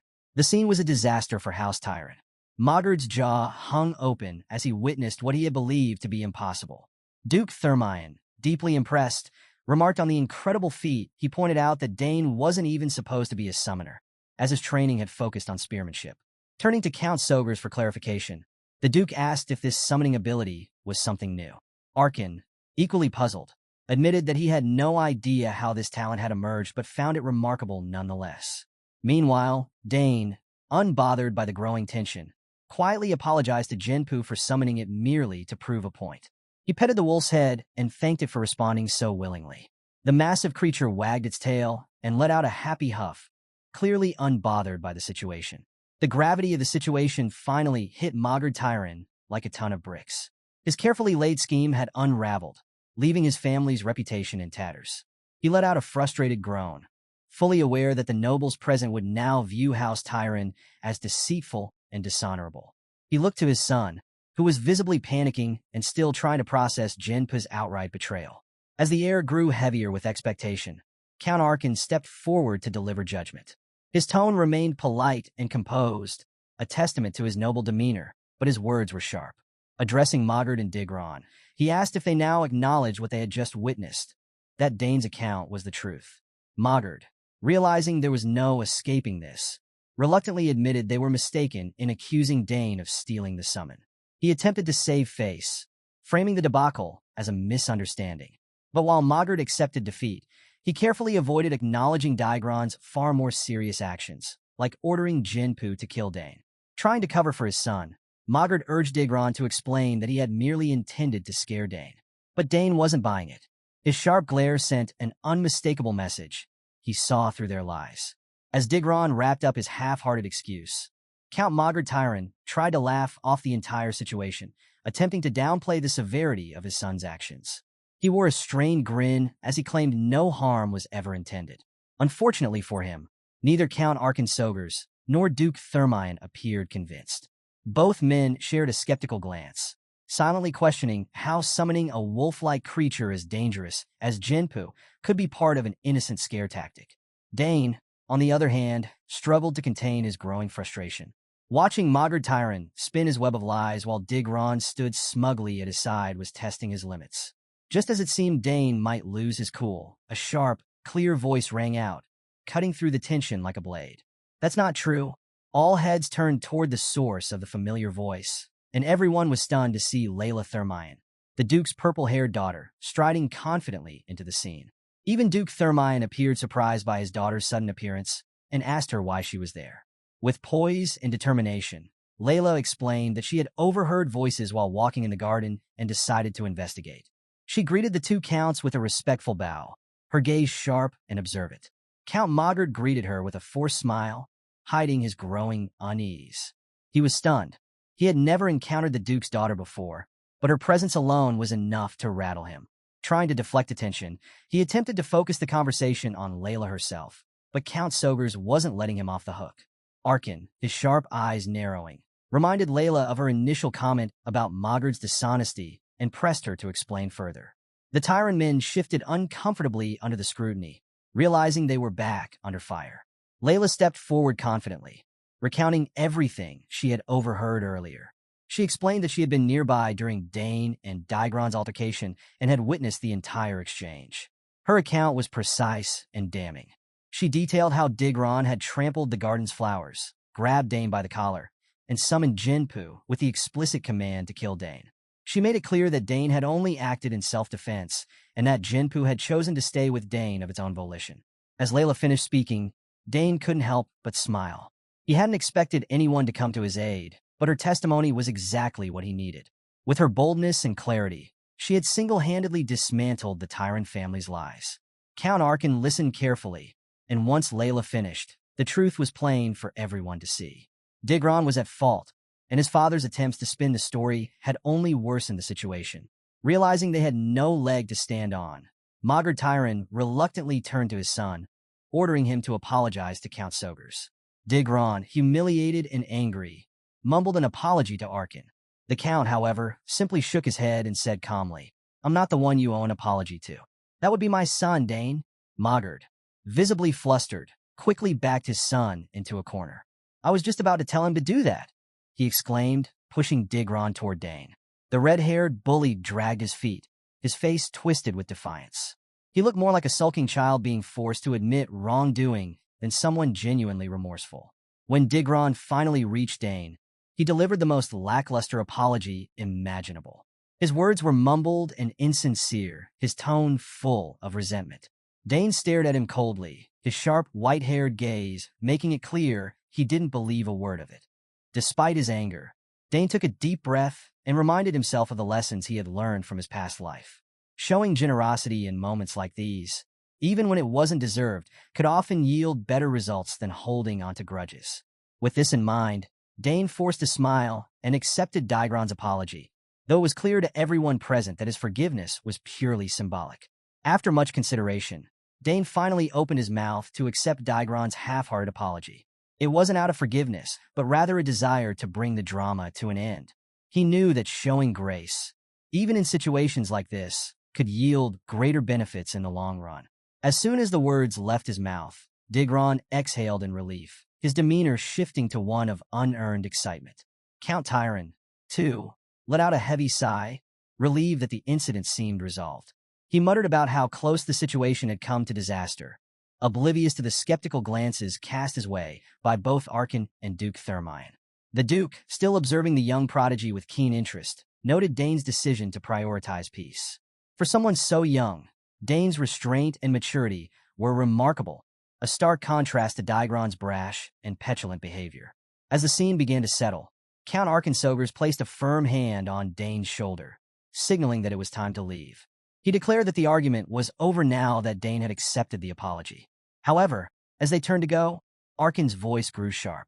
Without looking back, he stated that he had no intention of letting the incident slide entirely. After all, Digron had attempted to use his summon to kill Dane. Count Tyron's relief evaporated instantly. Panic washed over his face, and he scrambled to speak. Before he could spin another excuse, Arkin cut him off with a piercing glare and ordered the Tyron family to leave the castle immediately. Maugre Tyron's mask of civility cracked as his true emotions bubbled to the surface. Furious and desperate, he nearly shouted in protest. He hadn't traveled all this way and endured such humiliation just to be dismissed with nothing to show for it. However, recognizing the precariousness of his position, he shifted tactics.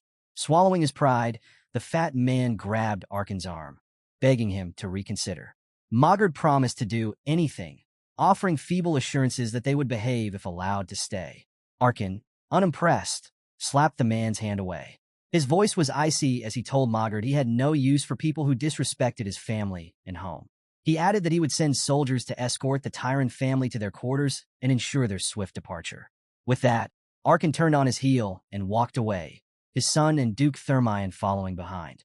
Maugre stood frozen, his schemes unraveling entirely as his defeat sank in. As they left the garden, Dane glanced back at the Tyron family, his expression a mixture of satisfaction and pity. He thought to himself that the situation was a fitting outcome. After all, the Tyron family had started the conflict, and now they were reaping what they had sown. Yet what stuck in Dane's mind the most was his father's fierce demeanor. Arkin, who had always been protective and gentle with his children, revealed a strict, almost terrifying side that Dane hadn't seen before. He realized his father's reputation as a stern and capable leader wasn't just hearsay. On their way back, Arkin turned to Dane and asked if he had truly defeated Digron with mana bullets. When Dane confirmed, both Arkin and Duke Thermine were visibly surprised. As far as they knew, Dane had no formal training in magic. The Duke, intrigued, remarked on how remarkable it was for someone so young to excel in spearmanship, magic, and now summoning. As they walked, Duke Thermine couldn't contain his admiration for Dane's level-headedness during the trial. Most children would have been agitated and insistent, but Dane had remained calm and composed throughout. The Duke declared his belief that Dane would grow into an exceptional man, capable of achieving great things. Arkin, ever the humble parent, dismissed the praise lightly, stating that only time would tell. Shifting his attention to Leila, Arkin commended her for her timely testimony. He admitted that her intervention had turned the tide and prevented the situation from escalating further. Hearing this, Duke Thermine's eyes gleamed with mischief. He thanked Arkin for his kind words about Leila and, with a sly grin, seized the opportunity to broach the topic of marriage between their children. Caught entirely off guard, Arkin stammered, trying to find a way to deflect the conversation. He wasn't opposed to the idea, but the timing felt far too premature. Sensing an escape route, Arkin quickly noticed the setting sun and exclaimed that the banquet was about to begin. Using it as an excuse, he hurried off, leaving Duke Thermine chuckling and Dane shaking his head in amused disbelief. After Duke Thermine planted the seeds of his matchmaking plan, he left Leila and Dane alone, telling his daughter to take her time with him before heading off to corner Count Sogers for a serious discussion. Both children watched their fathers leave, baffled at how two grown men could act so scheming and childish at the same time. Leila was especially embarrassed, knowing how relentless her father could be when he wanted something. To ease the awkwardness, Leila quickly changed the subject. She asked Dane if it was true that Genpu, the wolf summon, had ignored its master and chosen him instead. Leila admitted she'd seen many summoners duel in the capital, but she had never witnessed such a thing before. Dane shrugged, telling her he wasn't sure himself. It had just happened unexpectedly. Leila, however, wasn't convinced. She squinted at him, feeling like he was hiding something. Upset, she reminded Dane how she had helped him earlier by testifying against Igron.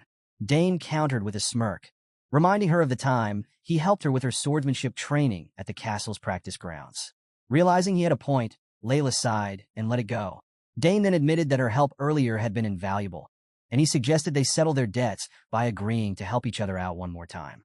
Leila immediately jumped at the opportunity to make a request.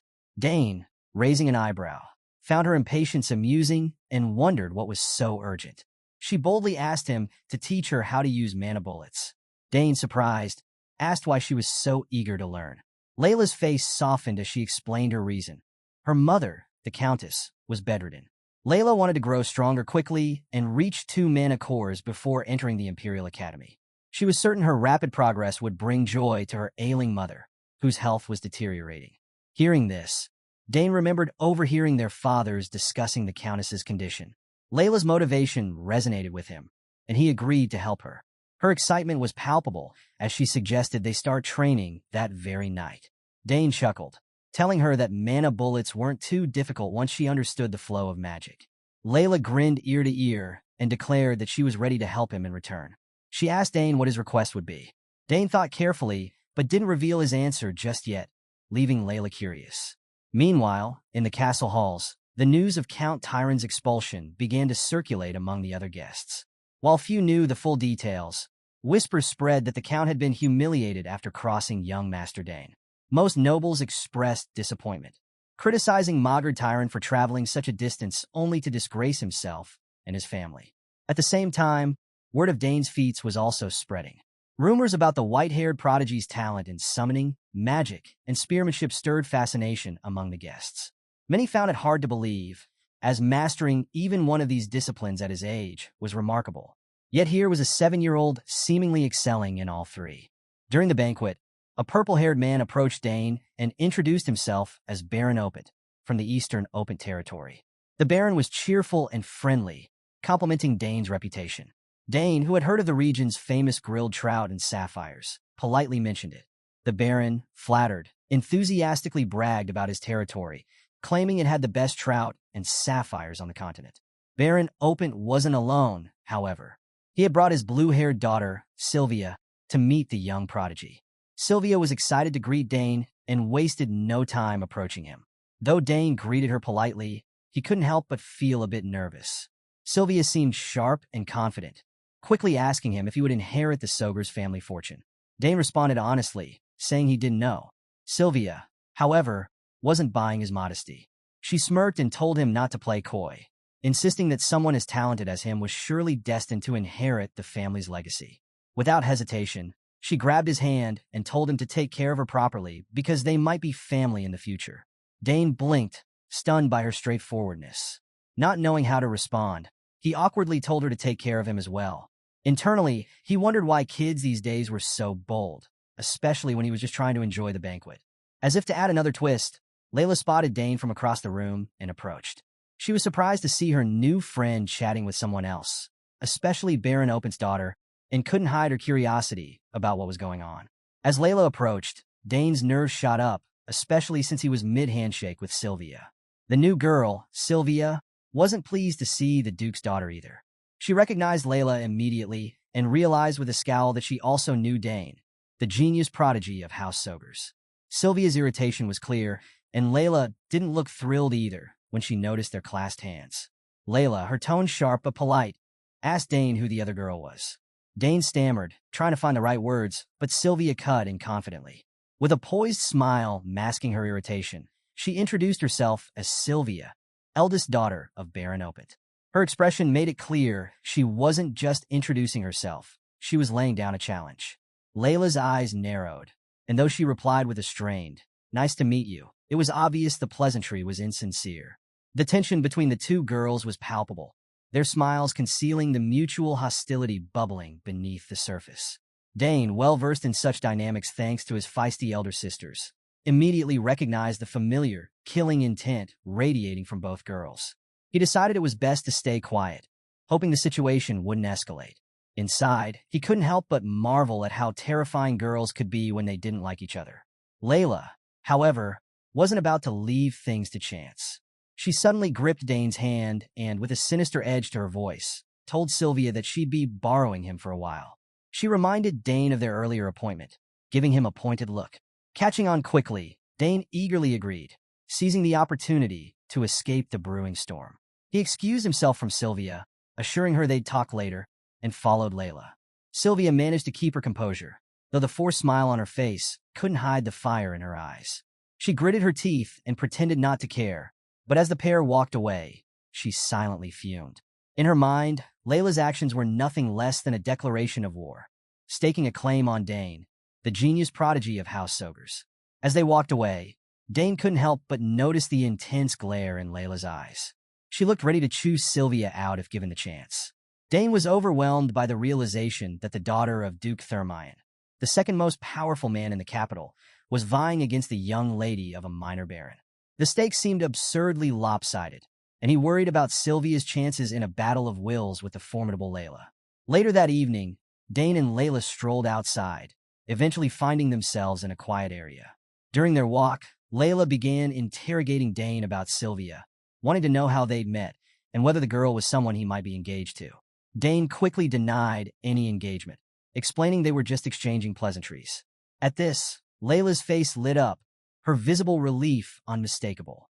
Noticing her reaction, Dane reaffirmed his explanation, confirming that Sylvia was just another noble girl and nothing more. Eventually, the duo arrived at an abandoned area covered in vines and dirt, a place that hadn't been touched in years. Dane informed Leila that this was the secret spot he'd mentioned earlier. Impressed, Leila admitted she had no idea a place like this existed on the Sogers estate.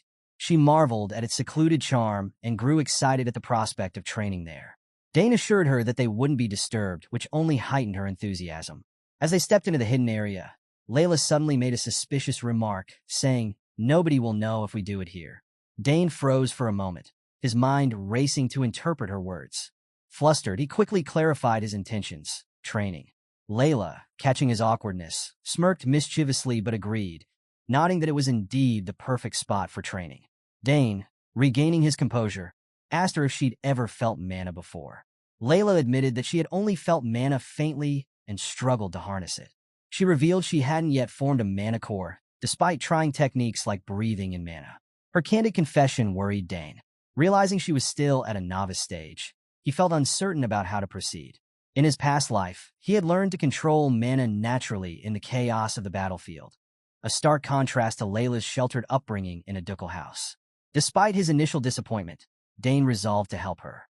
He decided to start with the basics. He explained that she needed to feel the mana flowing inside her body before attempting anything more advanced. Leila was surprised but listened intently as Dane emphasized the importance of internalizing mana before trying to expel it. He then instructed her to close her eyes and imagine mana swirling through her body, comparing it to blood circulating in her veins. Leila, determined to learn, shut her eyes and concentrated. However, her strained expression made it clear she wasn't quite grasping the concept. Seeing this, Dane gently encouraged her, explaining that mastering this fundamental step was crucial. It formed the foundation of all future mana usage. His calm reassurance and belief in her abilities had an immediate effect. Leila visibly relaxed, her concentration improving as she refocused her efforts. After a few moments, Leila opened her eyes, looking disheartened. She lamented her failure, but Dane quickly consoled her. He assured her it was normal to struggle at first, even with the basics. He urged her not to give up and encouraged her to try again. Leila nodded, her determination reignited, and closed her eyes to start over. Unbeknownst to them, Count Arkin Sogers was watching from behind the vines. The secret spot Dane had chosen wasn't as unknown as he thought. Arkin stood silently, his expression filled with pride. Seeing his young son confidently teaching someone else at such a young age moved him deeply. He marveled at Dane's growth, thinking back to the boy who had once clung to him in the halls of their manor. Arkin wanted to step out and tell his son how proud he was but held himself back, unwilling to interrupt the lesson. He remained hidden, content to observe quietly. As he continued to watch, a voice suddenly spoke from behind him, startling him so much that he nearly jumped out of his skin. "What are you doing skulking around here, old friend?" Duke Thermion's amused tone cut through the stillness. Arkin spun around, his face flushed with embarrassment as he tried to recover from the shock. He clutched his chest dramatically, muttering that the Duke nearly gave him a heart attack. Thermion, unfazed, chuckled and assured Arkin that there was nothing to be embarrassed about. However, he couldn't resist teasing him further. With a mischievous glint in his eye, he leaned in and whispered, "So what's this?" A late-night rendezvous between the young couple. Count Arkin was visibly taken aback by Duke Thermion's casual reference to the kids as a couple. He clearly wasn't on the same page regarding engagements and decided to sidestep the topic entirely. Instead, he asked the Duke how he'd even managed to find the so-called secret spot. Thermion, noting his friend's annoyance, smirked and asked if he had intruded. He couldn't help but poke fun, pointing out Arkin's sloppy stealth. The Duke was genuinely disappointed, remarking that Arkin's wife, the Empire's legendary assassin, would be ashamed of such amateurish sneaking skills. Arkin, now thoroughly embarrassed, defended himself, claiming he'd done his best. Thermion chuckled, shaking his head and warning Arkin that if word got out about the castle's lord snooping around, it would tarnish his reputation. Arkin, flustered, quickly clarified that he wasn't snooping. He was simply following his son. Thermion burst out laughing, revealing that he had been doing the same thing with Leila.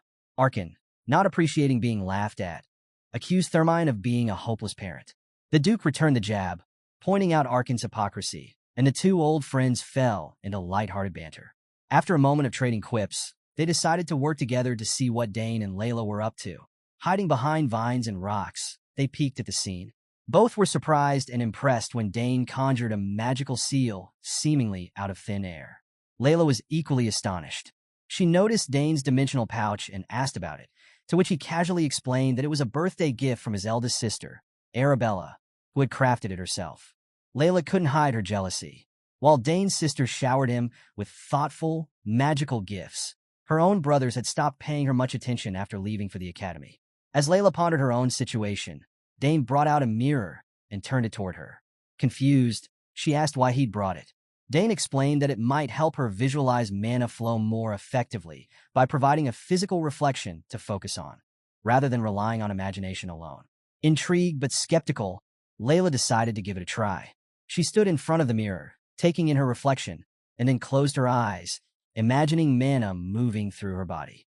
This time, she seemed more confident and calm. Dane watched with pride, happy to see her take the lesson seriously. Meanwhile, hidden in the background, the two fathers continued their conversation. Thermion, ever the strategist, renewed his efforts to convince Arkin of the benefits of a marriage alliance. He pointed out that Leila seemed genuinely interested in Dane, a rarity given her reserved nature. Arkin, however, dismissed the notion, suggesting the Duke was only seeing what he wanted to see. Thermion's tone grew more serious as he explained that his daughter didn't open up to others easily. If she was making an effort with Dane, it was significant. Arkin, taken aback, asked why Leila struggled to connect with people. He had only seen her as a bright and cheerful young girl and couldn't understand what might be holding her back. After a moment of silence, Thermion shared the truth. He revealed that while Leila appeared bright on the outside, she had become increasingly withdrawn over the years. Her brother's departure to the academy had left a void in her life, and her mother's illness had further isolated her. Once close to her brothers and her mother, Leila now struggled to confide in anyone, leaving her emotionally adrift. Hearing this, Arkin felt a pang of guilt for misunderstanding her situation. He couldn't help but wonder why Thermion, despite understanding his daughter's struggles, seemed so emotionally distant. He voiced his concern, asking why the Duke didn't show more warmth toward Leila. Thermion sighed, his usual confidence momentarily replaced by vulnerability. "It's not that I don't want to," he admitted, "but I'm not sure how to. I've been so focused on preparing for the future, securing stability for her, for our family, that I've failed to be the father she needs right now." Arkin frowned, realizing that while the Duke's methods were well-intentioned, they left his daughter without the emotional support she desperately needed. Duke Thermion grew uncharacteristically nervous as Count Arkin's words struck a chord. Even Arkin, his longtime friend, could see the cracks in his relationship with Leila. With a heavy sigh, Thermion shut his eyes for a moment, as if preparing for a confession. When he opened them, he admitted that his coldness toward Leila was deliberate. He explained that when raising his sons, he'd showered them with attention, which had led them to become entitled and arrogant. Thermion feared repeating the same mistake with Leila, so he kept his distance, believing it would help her grow stronger and more independent. Arkan, however, wasn't convinced. He warned his friend not to assume Leila would turn out the same way as her brothers. "She's not them," Arkan said firmly. "If you keep treating her like this, she'll only be hurt." Arkan's words made sense, and Thermion couldn't help but feel the sting of guilt. Watching Leila turn to Dane for guidance instead of her own father, a veteran swordsman, was evidence of the growing rift between them. Arkan, visibly frustrated, looked like he was ready to tear into his friend. Thermion, sensing this, tried to deflect with a smirk. "You still nag like the old days," he quipped, hoping to lighten the mood. The comment hit a nerve, and Arkan quickly fired back, insisting he didn't nag. Thermion, unwilling to argue, shifted the topic to something lighter. "What about Dane? Will you send him to the academy in the capital?" The question made Arkan pause. He wasn't sure.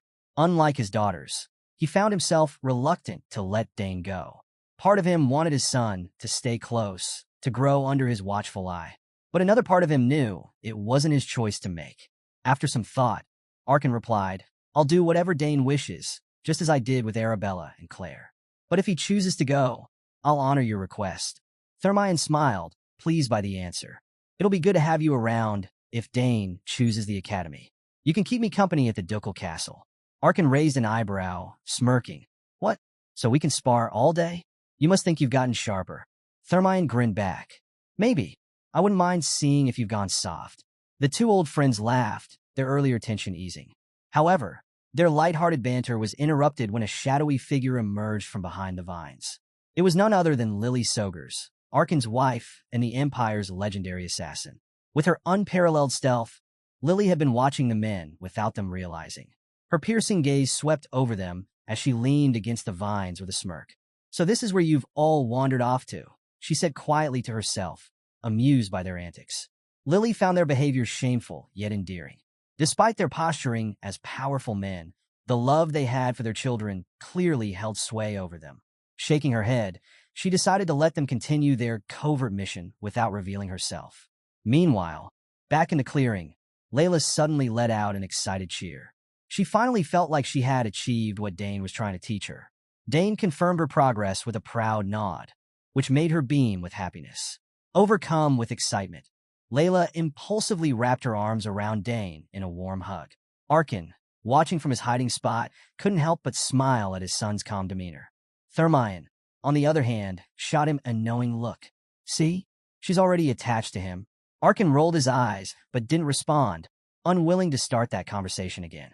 Later, as Dane and Leila walked back to the manor, Leila thanked him profusely for helping her. She admitted that she'd often been called a genius, but didn't feel like one compared to him. Dane, ever humble, reminded her that this was just the beginning. "You'll grow," he assured her confidently. As they talked, Dane realized their fathers had quietly disappeared. He smirked, realizing they must have been spying on them all along. Leila interrupted his thoughts, asking if he would attend the Imperial Academy. Her enthusiasm was clear, as she described it as the gathering place for the Empire's geniuses. Dane hesitated, unsure. "I don't know," he admitted. "Do I even have to go there?" Dane wasn't particularly enthusiastic about attending the Imperial Academy. As far as he was concerned, his current training regimen was enough for him to grow stronger. Hearing this, Leila grew visibly frustrated. She stomped her foot, firmly reminding him that the academy wasn't just about studying. She explained that it was where nobles built their factions and formed connections from a young age, essential for success in their world. Dane couldn't help but find her insight impressive for someone her age. He chuckled inwardly, thinking that Leila was surprisingly knowledgeable about politics and noble affairs for a 7-year-old. Still, he wasn't swayed. He admitted she was right, but explained that he wasn't interested in going to the academy just yet. He told her there was still much for him to learn at home. His family library was brimming with unread books, and he could learn countless things from his parents. Leila listened, but remained determined to convince him. She asked if he didn't feel the need to play with other kids sometimes. Unbeknownst to her, Dane wasn't just a 7-year-old boy. He was a reincarnated knight who had lived a life far removed from childish games. Playing with others was the last thing on his mind. Undeterred, she pointed out that his older sisters were already attending the academy, so why wouldn't he want to join them? Her persistence amused Dane, but he was growing weary of the conversation. To appease her, he told her he might consider attending the academy in the future, should he ever feel the need. Satisfied, Leila told him to inform her when he decided, and Dane agreed. She also extended an invitation for him to visit her house in the capital, excitedly explaining that she'd show him the progress she'd made in her training. Dane promised to do so, even offering to send her a letter if he ever planned to visit. At this, Leila suddenly remembered that Dane hadn't told her his request. When she pressed him, he smiled mischievously and promised to reveal it when he visited the capital. Leila wasn't thrilled with his answer, expressing her surprise, but ultimately let it go. Later, the scene shifted to the noble guests preparing to depart. Carriages lined up as they exchanged farewells with the Sogur's family. Dane stood by, watching as the carriages disappeared into the distance. His gaze then dropped to the small, ornate box in his hands. Turning to Duke Thermion, he asked what it was. The old man grinned and told him it was his birthday present, adding that he hoped Dane liked it. Dane opened the box, his eyes widening as he took in the intricate and valuable insignia inside. The Duke noticed Dane's overwhelmed expression and explained the significance of the gift. He told Dane about the rich history of House Thermion, whose symbols, revenge, the sword, and the blacksmith, represented their legacy. The house's progenitor had been a blacksmith, and their forge, the greatest on the continent, had produced countless mystical weapons and artifacts. Even the Empire's most legendary weapons had been crafted in the Thermion forge. The insignia, Duke Thermion revealed, was essentially a voucher of unparalleled value. If Dane showed the insignia at the forge, they would create a weapon of his choice, anything he could imagine. The Duke smiled warmly and assured him the blacksmiths would give their best effort for someone as exceptional as him. Hearing this, Dane's cheeky grin returned. He was familiar with the legendary Thermion forge, and the idea of being able to request a custom weapon from it filled him with excitement. Arkin, on the other hand, was taken aback by the gift. The insignia was something even the Imperial family deeply coveted, making it an overwhelmingly generous gesture. Concerned, he remarked that such a gift might be too much for a boy, even one as talented as Dane. The Duke brushed off Arkin's concerns with a laugh, patting Dane on the head. "Nonsense. It's a fitting gift for a prodigy like him," he said. "Grow well, Dane, and help your father." Dane sincerely thanked Duke Thermion for his generous gift and the trust it symbolized. A while later, it was time for the Duke and Leila to leave. As their carriages were being prepared, Dane stood beside his mother, Lily, watching the preparations with a downcast expression. Noticing his mood, Lily asked if he was sad to see Leila go. Dane didn't hesitate to admit it. Leila was practically his first real friend. Hearing this, Lily comforted him with a warm smile, assuring him that he would see her again when he eventually visited the capital. She encouraged him to grow even more handsome in the meantime, so he could leave a strong impression on her when they reunited. Dane went quiet at her words, realizing for the first time that he couldn't remain in the safety of his home forever. He resolved that when the time came to visit the capital, he would meet Leila again and hope she stayed well in the meantime. With these thoughts, Dane waved goodbye to the Thermions as their carriages rolled away.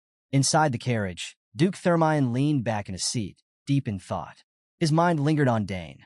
There was something familiar about the boy that he couldn't shake. The Duke found himself reminded of Argrick, the talented warrior he had killed years ago. Argrick had been a triple-class warrior with the potential to become a hexaclass knight of the Draenic Empire. Thermion sighed, wondering how someone as promising as Argrick might have shaped the world had things turned out differently.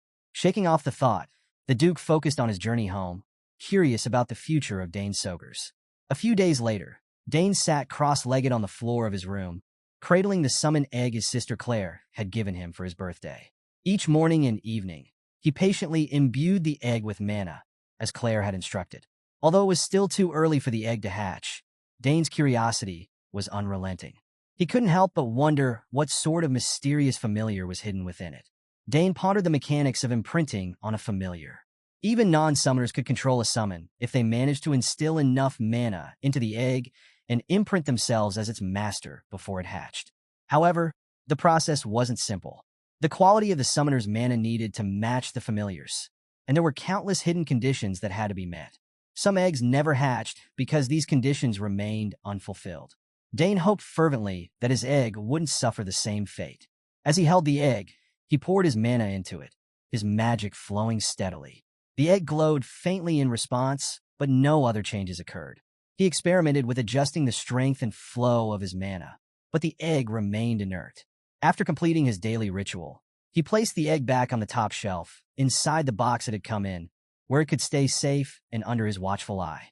Though he knew it was far too soon for the egg to hatch, Dane couldn't hide his disappointment. He realized he had been too greedy to expect results so quickly. With a sigh, he turned away from the egg just as Herman, his ever-reliable butler, called out to him from the hall, asking if he was ready. Recognizing the voice, Dane remembered his appointment. Grabbing his spear, he assured Herman that he was coming and prepared to head out. But just as he turned toward the door, he noticed something unusual. The egg was glowing again. Dane froze, his senses sharp as he thought he heard a faint cracking sound. He rushed back to the shelf, eyes locked on the egg as he examined it closely. Herman, noticing the delay, stepped into the room to check on Dane. He saw the boy intently focused on the egg and asked what was going on. Dane motioned for him to wait a moment, whispering that he might have just heard the egg crack. However, after several tense moments of observation, Dane realized there was no further sound or movement. Feeling foolish, he let out a nervous laugh, brushing off his excitement as a false alarm. Hearing Herman's question about the egg, Dane quickly brushed it off, saying it was just his imagination. With that settled, he followed Herman to attend to the day's plans. The next scene shifted to one of Dane's intense training sessions, but there was a surprising twist. This time, he wasn't using his spear but a sword. The boy moved with precision and grace, executing flawless techniques as if he had been training with the weapon for years. Herman, watching from the sidelines, clapped in admiration at the boy's skill. He commended Dane's performance, but couldn't help asking when the young master had started practicing with the sword. Dane, the ever-calm Prodigy, replied nonchalantly that he just wanted to swing it around a little. Herman wasn't surprised to see the boy excelling even with a new weapon. After all, it was what one would expect from a genius. Dane smiled as he looked at the sword, finding it exhilarating to use something different for a change. It felt fresh and exciting, though he also knew he had to keep this hidden from his father. Arkin Sobers was strict about Dane training with the spear. As a master spearman himself, Arkin had likely set his hopes on passing down his legacy to his only son. Dane was well aware that being caught using a sword would likely upset his father. Still, the brief escape from the constraints of expectation felt liberating. After finishing his session, Herman brought out a tray of snacks, suggesting Dane take a break before resuming. Dane thanked his loyal butler, smiling brightly as he grabbed one of the treats. He tossed it into his mouth, joking to himself that it might be good to train in eating snacks too. Meanwhile, Count Arkin Sobers was deep in thought in his study. He was grappling with a decision about the next year's plans. Every year, the same routine of hosting banquets and managing noble relations felt stale. On one hand, he wanted to do something new. On the other, the banquet had been highly successful the previous year. It had confirmed that many nobles were paying close attention to the South, not just for its resources but also for potential alliances with House Sobers. More than anything, Arkin reflected on the attention Dane had garnered during his birthday. The boy's conflict with Digron Tyron had been unexpected, but Dane's calm and logical handling of the situation had impressed even the most skeptical nobles. His ability to confidently prove his talents had solidified his reputation as a prodigy. While Arkin was immensely proud of his son's maturity, part of him couldn't help but wish Dane would act more like other children his age. Sometimes, he yearned to see Dane being carefree and mischievous, like the boy he truly was beneath the brilliance. Lost in his musings, Arkin glanced at the clock and realized it was time for his own training session. His gaze fell on Dragon Tail, his beloved spear, which had been gathering dust. Feeling nostalgic, he decided to take it out for a spin at the training grounds. As Arkin stepped into the training ground, he froze, his eyes widening in disbelief. There in the middle of the field was Dane, intensely practicing with a sword. The sight struck Arkin like a thunderbolt. His son, the one he had trained so diligently with the spear, was wielding a sword instead. Arkin stood rooted to the spot, his heart sinking as he tried to process the scene. He watched the boy move with elegance and precision, each swing of the blade a testament to Dane's incredible talent. But instead of feeling pride, Arkin felt heartbroken. Why was his son, his heir to the spear, practicing swordsmanship? The veteran spearman's mind raced as he tried to rationalize what he was seeing. His thoughts drifted to Duke Thermion, who had taken a particular interest in Dane during his visit. Could the Duke have said something to influence the boy? Arkin remembered Thermion patting Dane on the head and offering words of encouragement. His mind latched onto this, convinced that the Duke was the reason Dane had turned to swords. Arkin remained at the entrance of the training ground, patiently watching Dane swing the sword with a level of grace and precision that left him both astonished and pained. As much as it troubled him to see his son wielding a sword instead of the spear he had hoped to pass down, he couldn't deny the brilliance of Dane's movements. The boy moved with an ease that belied his young age, performing techniques so advanced that even seasoned swordsmen would struggle to replicate them. Arkin's confusion deepened. When had Dane ever picked up a sword, let alone trained to this degree? His son displayed strength, balance, and mastery that seemed impossible for someone so young and inexperienced, at least inexperienced as far as Arkin knew. After watching long enough, Arkin finally stepped forward, his stern voice cutting through the quiet. He revealed that he had been watching Dane the entire time and demanded to know when his son had learned swordsmanship. Standing before the boy, Arkin's expression was a mixture of anger, disappointment, and disbelief. It was clear he felt deceived. Dane, caught red-handed, froze. He hadn't expected his father to appear in the training ground and now found himself completely exposed. The stern look on Arkin's face left no doubt that this would be a difficult conversation. Dane realized he couldn't keep secrets any longer. This was the moment to tell his father the truth. Taking a deep breath, Dane began by confessing that he hadn't truly learned swordsmanship in the conventional sense. His words stunned Arkin, who began to consider whether his son was simply born with an extraordinary talent for it. However, the more Arkin thought about it, the less sense it made. Spearmanship, magic, summoning, and now swordsmanship? How could one child excel so effortlessly in so many fields? As his confusion grew, Arkin admitted that if he were anyone else, he wouldn't believe such a thing was possible. He expressed his disbelief openly, his voice filled with both pride and concern. Dane felt a pang of nervousness as his father's words hit home. Even he realized how improbable his abilities seemed when laid out like this. Arkin's tone shifted, his frustration giving way to a sense of curiosity. He suddenly asked Dane if he was curious about the world beyond their home. Dane, unsure of what his father meant, hesitated before seeking clarification. Arkin confirmed his question, asking his son if he wanted to see the world outside the walls of their estate. The Count's question caught Dane off guard. For years, he had lived within the confines of the Sogre's territory, focused on training and learning. He hadn't seriously considered leaving. Yet, Arkin's words carried weight. It was becoming clear that the Count believed his son's talents might be too great to confine to their small corner of the empire. Dane, still processing his father's sudden proposition, admitted after a moment of thought that he was curious about the outside world. Hearing this, Arkin smiled, a bittersweet expression that conveyed both pride and sadness. Arkin told Dane that it was a good thing he was curious and decided that they would begin preparations for him to explore the wider world. The speed of the decision left Dane reeling. He hadn't expected his father, who had always seemed so protective, to let him go so easily. Sensing his son's surprise, Arkin reassured him. "I mean every word, Dane," he said. "It's regretful, yes, but I can't hold on to you forever. It's only right to respect your desires and your potential." Then, as if to mark the occasion, Arkin revealed something special he had brought for Dane. In his hands was Dragon Tail, the legendary spear that had been the pride of the Sogre's family for generations. The intricate craftsmanship and gleaming material made it unmistakable. Dane's eyes lit up with recognition.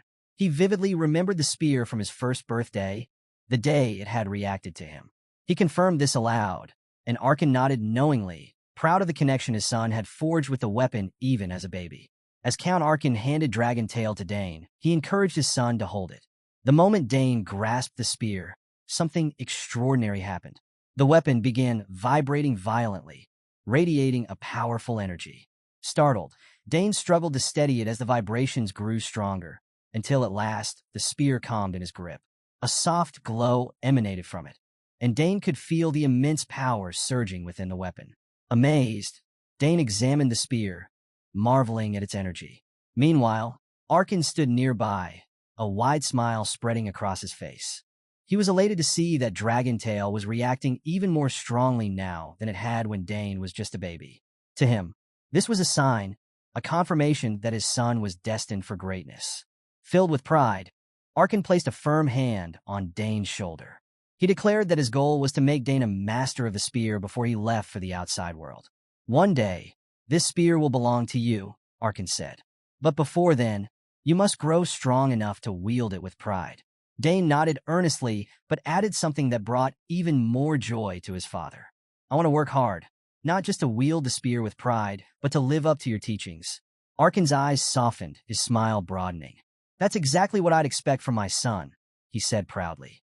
With that, he suggested they begin training immediately, and Dane, ever ready, agreed without hesitation.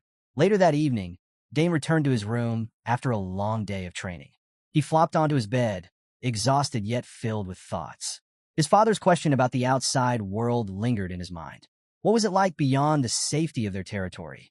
As Argrick, in his previous life, all he had known was war.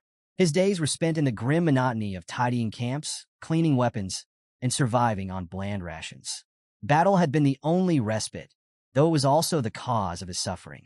For Argrick, the only escape from war was either the end of the conflict or death on the battlefield. He had never imagined a life beyond the harsh reality of combat.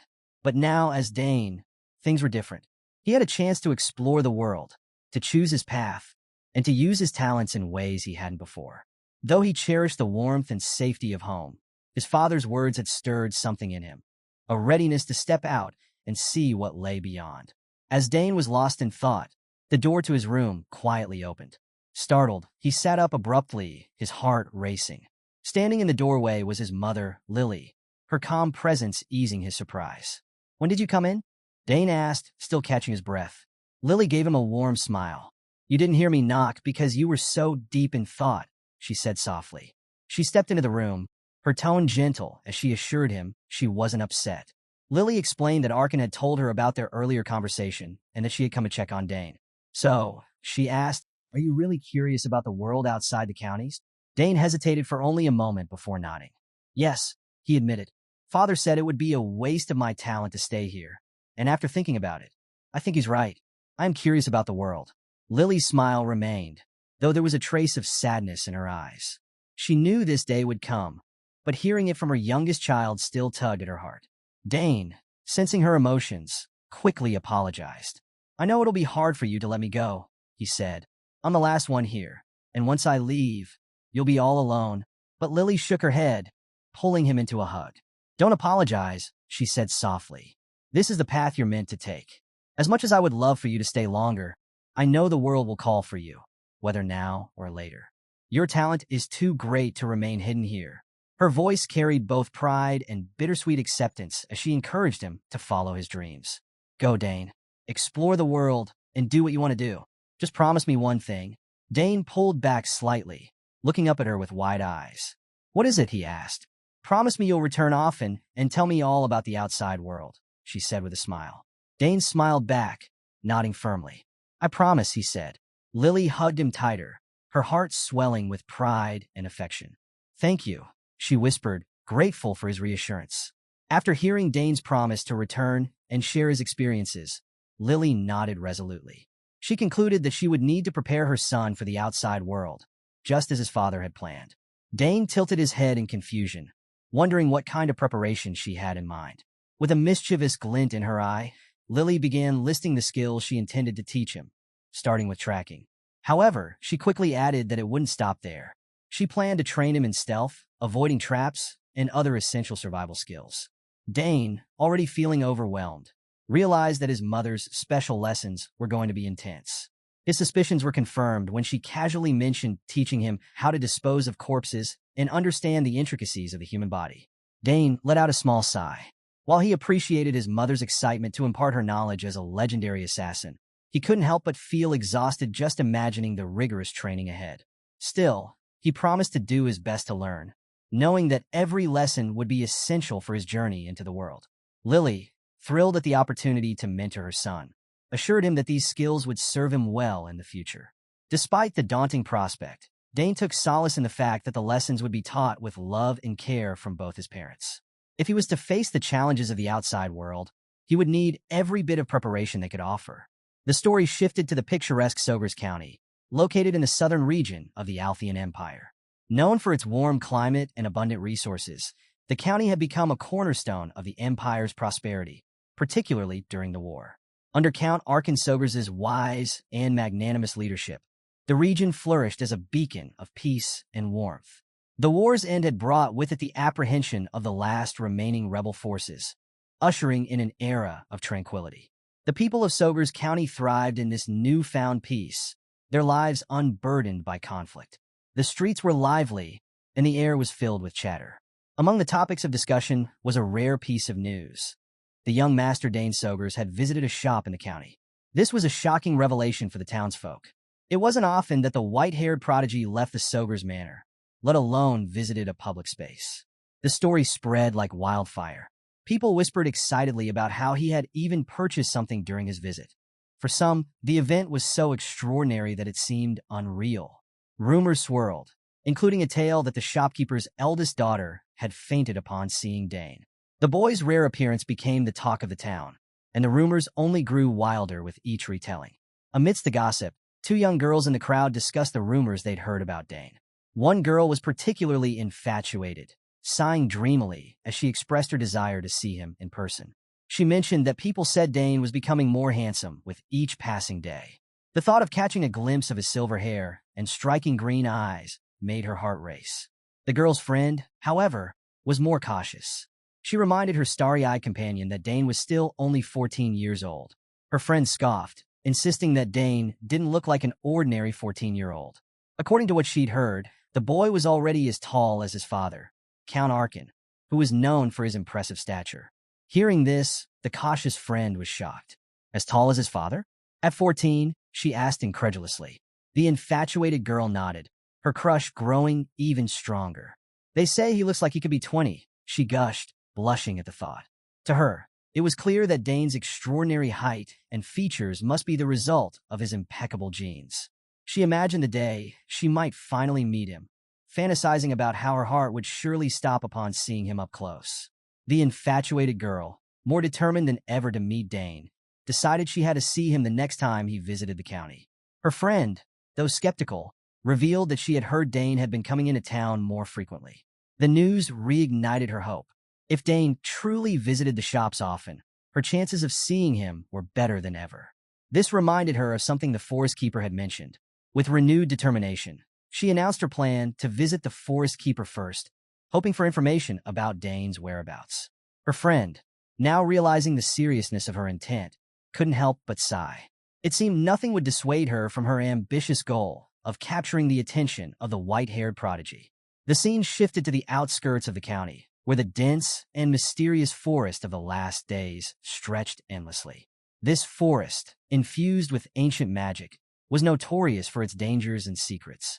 Dane was deep within its boundaries, currently undertaking an escape mission assigned by his mother, Lily Sogurs. Over the past 7 years, Dane had been rigorously trained by both his parents, his father honing his spearmanship and his mother teaching him the deadly arts of an assassin. Now 14, he was nothing short of a prodigy, blending skills from both disciplines seamlessly. Dressed in a hooded cloak to remain inconspicuous, Dane moved through the forest with his spear in hand. He used a slip of paper to track the wind's direction, noting that it was blowing south. Carefully folding the paper, he sprang into action. His memory of encountering Cheryl spiders in this part of the forest led him to head west, knowing it was the safer route. Despite his calm demeanor, Dane's urgency was evident. He had just 3 hours left to complete his mission before the sun set. The stakes were high.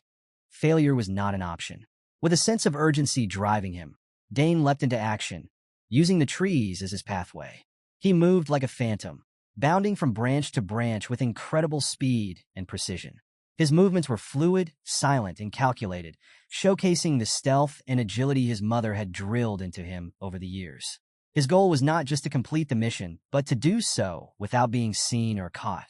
For an assassin, the ability to avoid detection was paramount.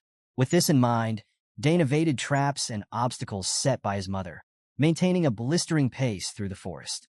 Eventually, Dane reached a quieter part of the forest where he could catch his breath. Realizing the need for a more cautious approach, he slowed down and began to carefully observe his surroundings. Hiding behind a rock, he paused to take deep, controlled breaths, using a technique he had recently learned to absorb mana from the environment.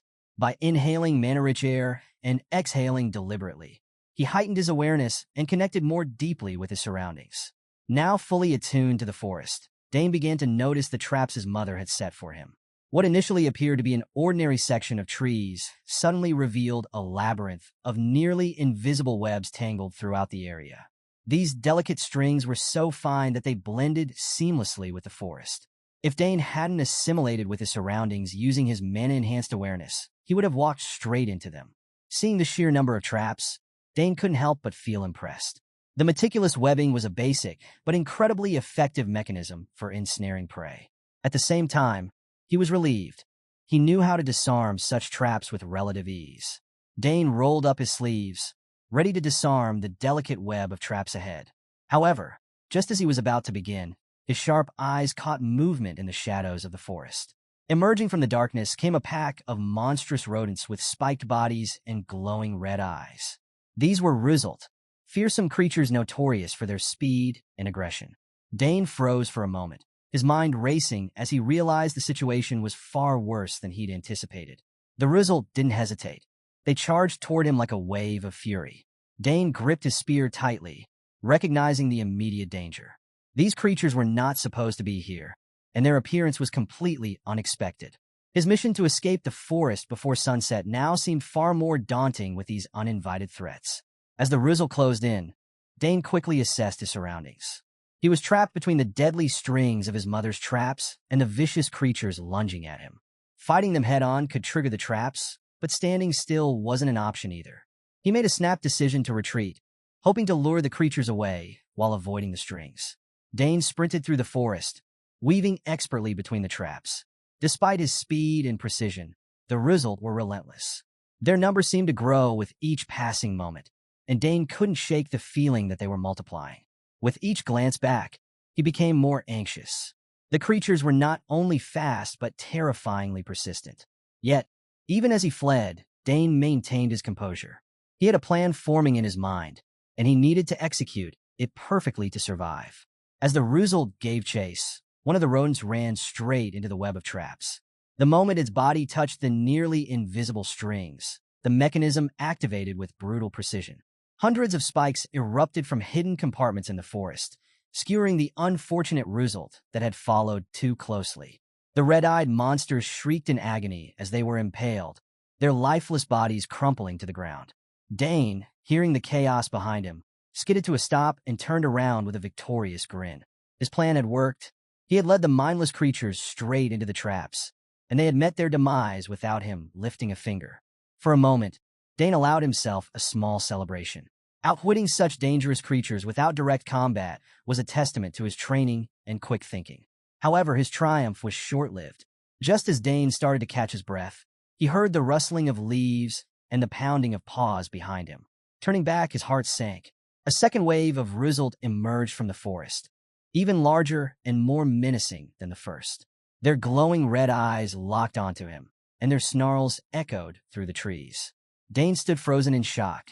He had believed the battle was over, only to realize this new horde was far more numerous than the first. For a brief moment, he felt the weight of exhaustion and dread. There were too many of them, and he couldn't lead them all into the traps this time. As the pack charged at him, the boy's sharp mind kicked into overdrive. He needed a new plan, and fast. There was no time to hesitate. This was a test of his ability to adapt and survive. Dane tightened his grip on his spear, his green eyes scanning the environment for anything that could give him an edge. He whispered to himself, "Think, Dane. There's always a way out." One of the Rizzled lunged at Dane with terrifying speed, nearly landing on top of him. At the last second, Dane managed to evade the attack, twisting his body to the side as the creature slid past. He marveled at its agility, realizing just how dangerous these monsters were. The rodent turned to face him again, but this time it didn't charge. Instead, it stood still, its mouth opening wide as it unleashed a stream of some unknown, viscous substance. Dane's instinct screamed at him that this chemical was dangerous. Without hesitation, he spun his spear rapidly, creating a vortex of air that deflected the substance. Though his quick thinking kept him safe for the moment, Dane's frustration grew. His mission was still unfinished, and he couldn't afford to waste more time battling these monsters. Every second he spent here was a second closer to failing his task. Enough of this, he thought. Realizing that running wasn't getting him anywhere, Dane decided it was time to fight back and end this once and for all. Charging his spear with magical energy, Dane leaped into action. His movements were swift and precise as he drove his spear into the nearest result. Each strike was decisive, slicing through the monsters with ease. The magical energy coursing through his weapon caused the creatures to vanish the moment they were hit. Dane moved like a force of nature, tearing through the horde as though they were nothing more than an obstacle in his path. With every swing of his spear, another monster fell, and soon the battlefield was clear. Finally, the path was open, and Dane seized the opportunity to make his way to safety. Later that evening, Dane lay sprawled on the ground at the forest's edge. The sun was setting, casting long shadows over the landscape, and darkness began to creep in. His spear rested beside him as he gasped for air, utterly spent from the grueling ordeal. Every muscle in his body ached, and nausea threatened to overtake him from sheer exhaustion. He was grateful to have escaped the forest alive, but relief was short-lived. Just as he started to relax, a strange aura filled the air, setting him on edge once again. Groaning, Dane cursed his luck. All he wanted was a moment to catch his breath, but it seemed another challenge was heading his way. Grabbing his spear, Dane forced himself to his feet, scanning the area for the source of the disturbance. "What now?" he muttered in frustration. He prepared to face whoever, or whatever, was approaching. To Dane's surprise, the figure emerging from the shadows wasn't an enemy. It was his mother, Lily. Her sudden appearance startled him, but as she stepped closer, he realized she had been watching him the entire time. Lily's expression was one of pride as she commended her son on a job well done. "You were faster than I was in the forest at your age," she said with a smile, revealing that she had been timing him. Dane's total mission time had been 3 hours and 30 minutes, a remarkable achievement. Still catching his breath, Dane couldn't hide his shock at her revelation. He hadn't even known she was there. When Dane asked if Lily had been watching him the whole time, she confirmed it with a warm smile. "Of course I was," she said, explaining that as his mother, she couldn't leave him alone in the dangerous forest. It was her responsibility to guide him through his assassin training, ensuring his safety while pushing him to his limits. Lily admitted that while she trusted Dane's extraordinary talent, it was different teaching her own child compared to training others. Dane nodded in understanding, appreciating the balance she maintained between being his mentor and his mother. Lily, beaming with pride, praised him for completing the mission flawlessly, noting that she couldn't find a single fault in his performance. "Are you hurt?" she asked, her sharp eyes scanning him for any injuries. "I'm fine," Dane replied, confirming that he had escaped unscathed. Relieved, Lily pinched his cheeks playfully, teasing him. "At this rate, you're going to get scouted as an assassin soon," she said, laughing as she grabbed his face affectionately. Dane joined her laughter, feeling the warmth of her approval. Suddenly, Lily's demeanor shifted as she reached in her sleeve and pulled out a blade. Holding it out to Dane, she said, "Take this. I think it'll suit you better now." Dane froze, recognizing the weapon immediately. It was Nighthorn, the legendary dagger his mother was renowned for. Shocked, he hesitated to accept such an iconic weapon. "But this is your dagger," he protested. Lily reassured him with a gentle smile. "I won't be using it anymore. It's time I found a new master." Finally, Dane accepted the gift. As he unsheathed the blade, he marveled at its craftsmanship, feeling its weight and power in his hands. Lily took the moment to explain its significance. "Nighthorn was forged from Mysterious Isle, or," she said. "It's not just a blade, it can store poisons, absorb them, and even mix them into deadly combinations. Use it wisely." Dane stared at his reflection in the polished blade, overwhelmed by its potential. He promised his mother he would treat the dagger with the utmost care and respect. Lily, proud of her son, suggested they head home. Dane sheathed the knife and agreed. As they prepared to leave, a loud, eerie noise erupted from deep within the forest. Birds scattered in fear, filling the air with the sound of flapping wings. Both mother and son froze, their senses on high alert. "Did you hear that?" Dane asked, gripping his spear tightly. "I did," Lily replied, her tone serious. "Someone's in the forest." Despite her curiosity, Lily decided it was best to avoid trouble. "Let's head back quickly," she said, and Dane nodded in agreement. They made their way home, the unsettling noise lingering in their minds. The scene shifted to the Sogers County Annex Tower, where a violent coughing fit echoed from one of the rooms. Inside, an older man tossed and turned, his body drenched in sweat as he groaned and screamed in his sleep. Finally, he jolted awake, gasping for air. The man looked around, dazed and disoriented. He didn't recognize his surroundings and struggled to piece together his last memory, eating mushrooms in the forest. He pressed his hand to his forehead, trying to make sense of the situation. The door to the room opened, and a boy entered, carrying a tray with water. It was Dane, calm and composed. He approached the man, informing him that he was still undergoing detoxification.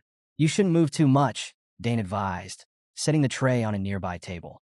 The old man blinked, staring at Dane in confusion. "Who are you?" he rasped, his voice weak. "Did you save me in the forest?" Dane began by calmly explaining to the old man that he did, in fact, save his life. He revealed that the man had unknowingly consumed a deadly red-nosed mushroom. Normally, this would have been fatal, but thanks to Dane and his mother's timely intervention, they were able to save him. The old man's eyes widened in shock as he finally grasped the gravity of the situation.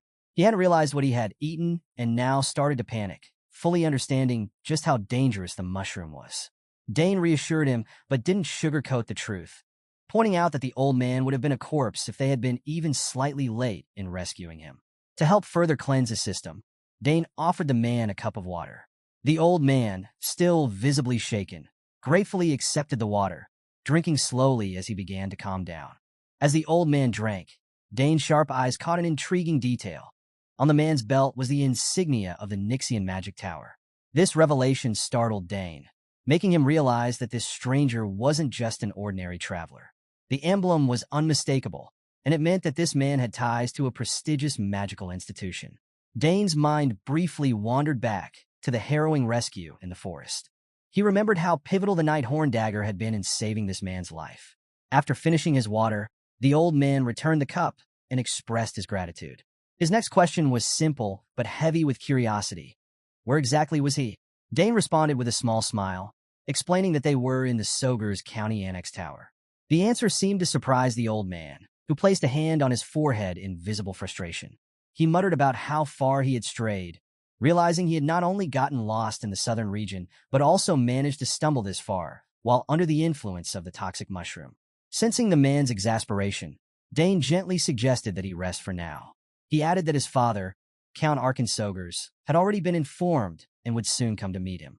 The old man looked momentarily perplexed, likely wondering why the boy's father needed to be involved in this matter. So, he asked who Dane was. This prompted Dane to introduce himself formally as the youngest son of Count Sogers. For a moment, the old man looked stunned, his expression betraying both recognition and disbelief. Then it dawned on him. This boy standing before him was the younger brother of Arabella, the prodigious magician whose reputation had already reached the ears of many, including those in the magic towers. Now that he knew Dane's identity, the old man's curiosity grew. He asked how the boy had managed to find him in such a perilous place. Dane explained that he had been training in the forest of the last days with his mother when they came across him. Hearing this, the old man's shock deepened. Even as an experienced mage, he had barely survived the dangers of that ancient forest.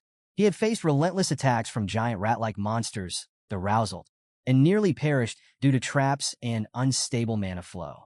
The old man shared his harrowing experience in the forest, including how the reverse flow of mana cores during his spellcasting had severely weakened him. Coupled with the red-nosed mushroom's poison, his situation had been dire. However, he now felt noticeably better after Dane's efforts to detoxify him. As their conversation shifted, the old man asked about the forest, particularly if it was true that the entire area was infused with ancient mana. He admitted he wasn't familiar with the region and hoped Dane could provide more clarity. Dane nodded and confirmed the man's suspicions. He explained that the Forest of the Last Days was indeed filled with ancient mana, unlike the mana flows modern mages were accustomed to. Dane didn't hesitate to share his thoughts, pointing out that the Forest of the Last Days was the worst possible place for a mage to be. He reminded the old man that his situation had been even more precarious due to the mushroom poisoning. Hearing this, the old man was left speechless, the weight of Dane's words settling over him. The realization of how close he'd come to death sent a shiver down his spine. Gratitude filled him as he truly grasped how much Dane's intervention had saved him from certain doom. Lost in thought, the old man suddenly had an epiphany that left him even more baffled. His eyes widened as it hit him. Dane had been training in the forest. This was remarkable for someone his age. The old man was sure that Dane was still very young, and yet, the boy had not only survived the forest but thrived in it. The mystery surrounding the boy deepened, and he found himself intrigued. Wanting to confirm just how extraordinary this young man was, he asked Dane if he had also made the antidote. Without hesitation, Dane confirmed that he had. This answer stunned the old man once again. It was clear to him that Dane couldn't be older than his early teens, and yet he possessed the knowledge and skill to formulate a complex antidote. The gears in his mind turned as he tried to reconcile what he knew about the boy. It seemed impossible until he remembered who Dane's siblings were. Arabella, the genius magician, and Claire, the summoner prodigy, were already well known across the empire. Perhaps it was in their bloodline. Still, the sheer concentration of talent in one family left him in awe. He chuckled inwardly, wondering how such a remarkable family could even exist. His thoughts took a more serious turn as he mused about the Sogers family's power. If the continent were still at war, he realized Sogers County could very well have become the strongest noble house in Altheon. The combination of their unmatched skill and knowledge would be unstoppable.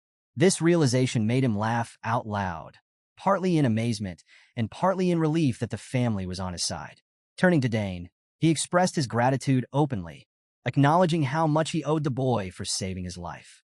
Dane, however, responded with unexpected boldness, saying that he indeed was owed a debt. The old man blinked, startled by the boy's confidence. Most people, especially someone so young, would have downplayed such a statement, but Dane said it with certainty. It was both amusing and slightly irritating to the older man, who wasn't accustomed to such forthrightness from a teenager. After an awkward silence, the old man cleared his throat, promising to repay the debt during his stay at the Annex Tower. With that, he decided it was time to introduce himself. He revealed his name as Sidrain Gauss and explained that he was the former head of the Nixian Magic Tower. This revelation carried weight, but Sidrain's expression was tinged with humility. He assured Dane that he was deeply grateful for his help and extended an offer to repay him in any way he could. He claimed to have everything, except, of course, what he didn't. Dane immediately caught on to the underlying humor in Sidrain's words. A small smile played on his lips as he interpreted the comment to mean Sidrain was referring to a subspace. It was common for mages, especially those without a permanent home, to store their belongings in magical subspaces. Dane's calm reaction was far from what Sidrain had expected. Instead of awe or excitement, Dane seemed amused, his response measured and unflustered. Sidrain, on the other hand, was surprised. Normally, people were awestruck upon hearing someone was the head of a magic tower, even a former one. They might even grovel or express overwhelming admiration. But Dane's composed demeanor threw him off. He had expected the boy to react with wide-eyed amazement, yet Dane's steady confidence made Sidrain feel as though he were the one being evaluated, not the other way around. Baffled by Dane's indifferent attitude, Sidrain Gauss leaned forward, his voice tinged with insistence. He told Dane that opportunities like this were rare and urged him to speak his mind. Surely, the boy must be shy, Sidrain thought, so he encouraged Dane not to hold back. He even emphasized his willingness to fulfill any request, hoping to see some spark of excitement in the prodigy's expression. Dane's gaze shifted, and he seemed to ponder the offer for a moment. This brief pause brought a glimmer of hope to Sidrain's face, as he believed the boy might finally take his proposal seriously. But after a few moments of contemplation, Dane replied casually that he'd need more time to think about it. The response hit Sidrain like a bolt of lightning. To him, it came off as both arrogant and dismissive, especially considering that people would normally go to extreme lengths to gain favor from someone of his stature. Yet here was this 14-year-old, completely unfazed by the magnitude of his offer. A vein visibly throbbed on Sidrain's forehead as frustration and disbelief set in. Still, Dane maintained his calm and composed demeanor, further bewildering the old mage. Without another word, Dane took back the empty cup, placed it on the tray, and prepared to leave. Before stepping out, he advised Sidrain to get some rest. Then, without waiting for a response, he walked out of the room and shut the door behind him. Sidrain sat there in stunned silence, his pride in tatters. He had never been so thoroughly dismissed in his life. Most people would have been desperate to seize the chance he'd offered, yet Dane had brushed it off with ease. As the shock subsided, Sidrain rubbed his head, trying to process what had just happened. This encounter had been a humbling experience, one he had never anticipated.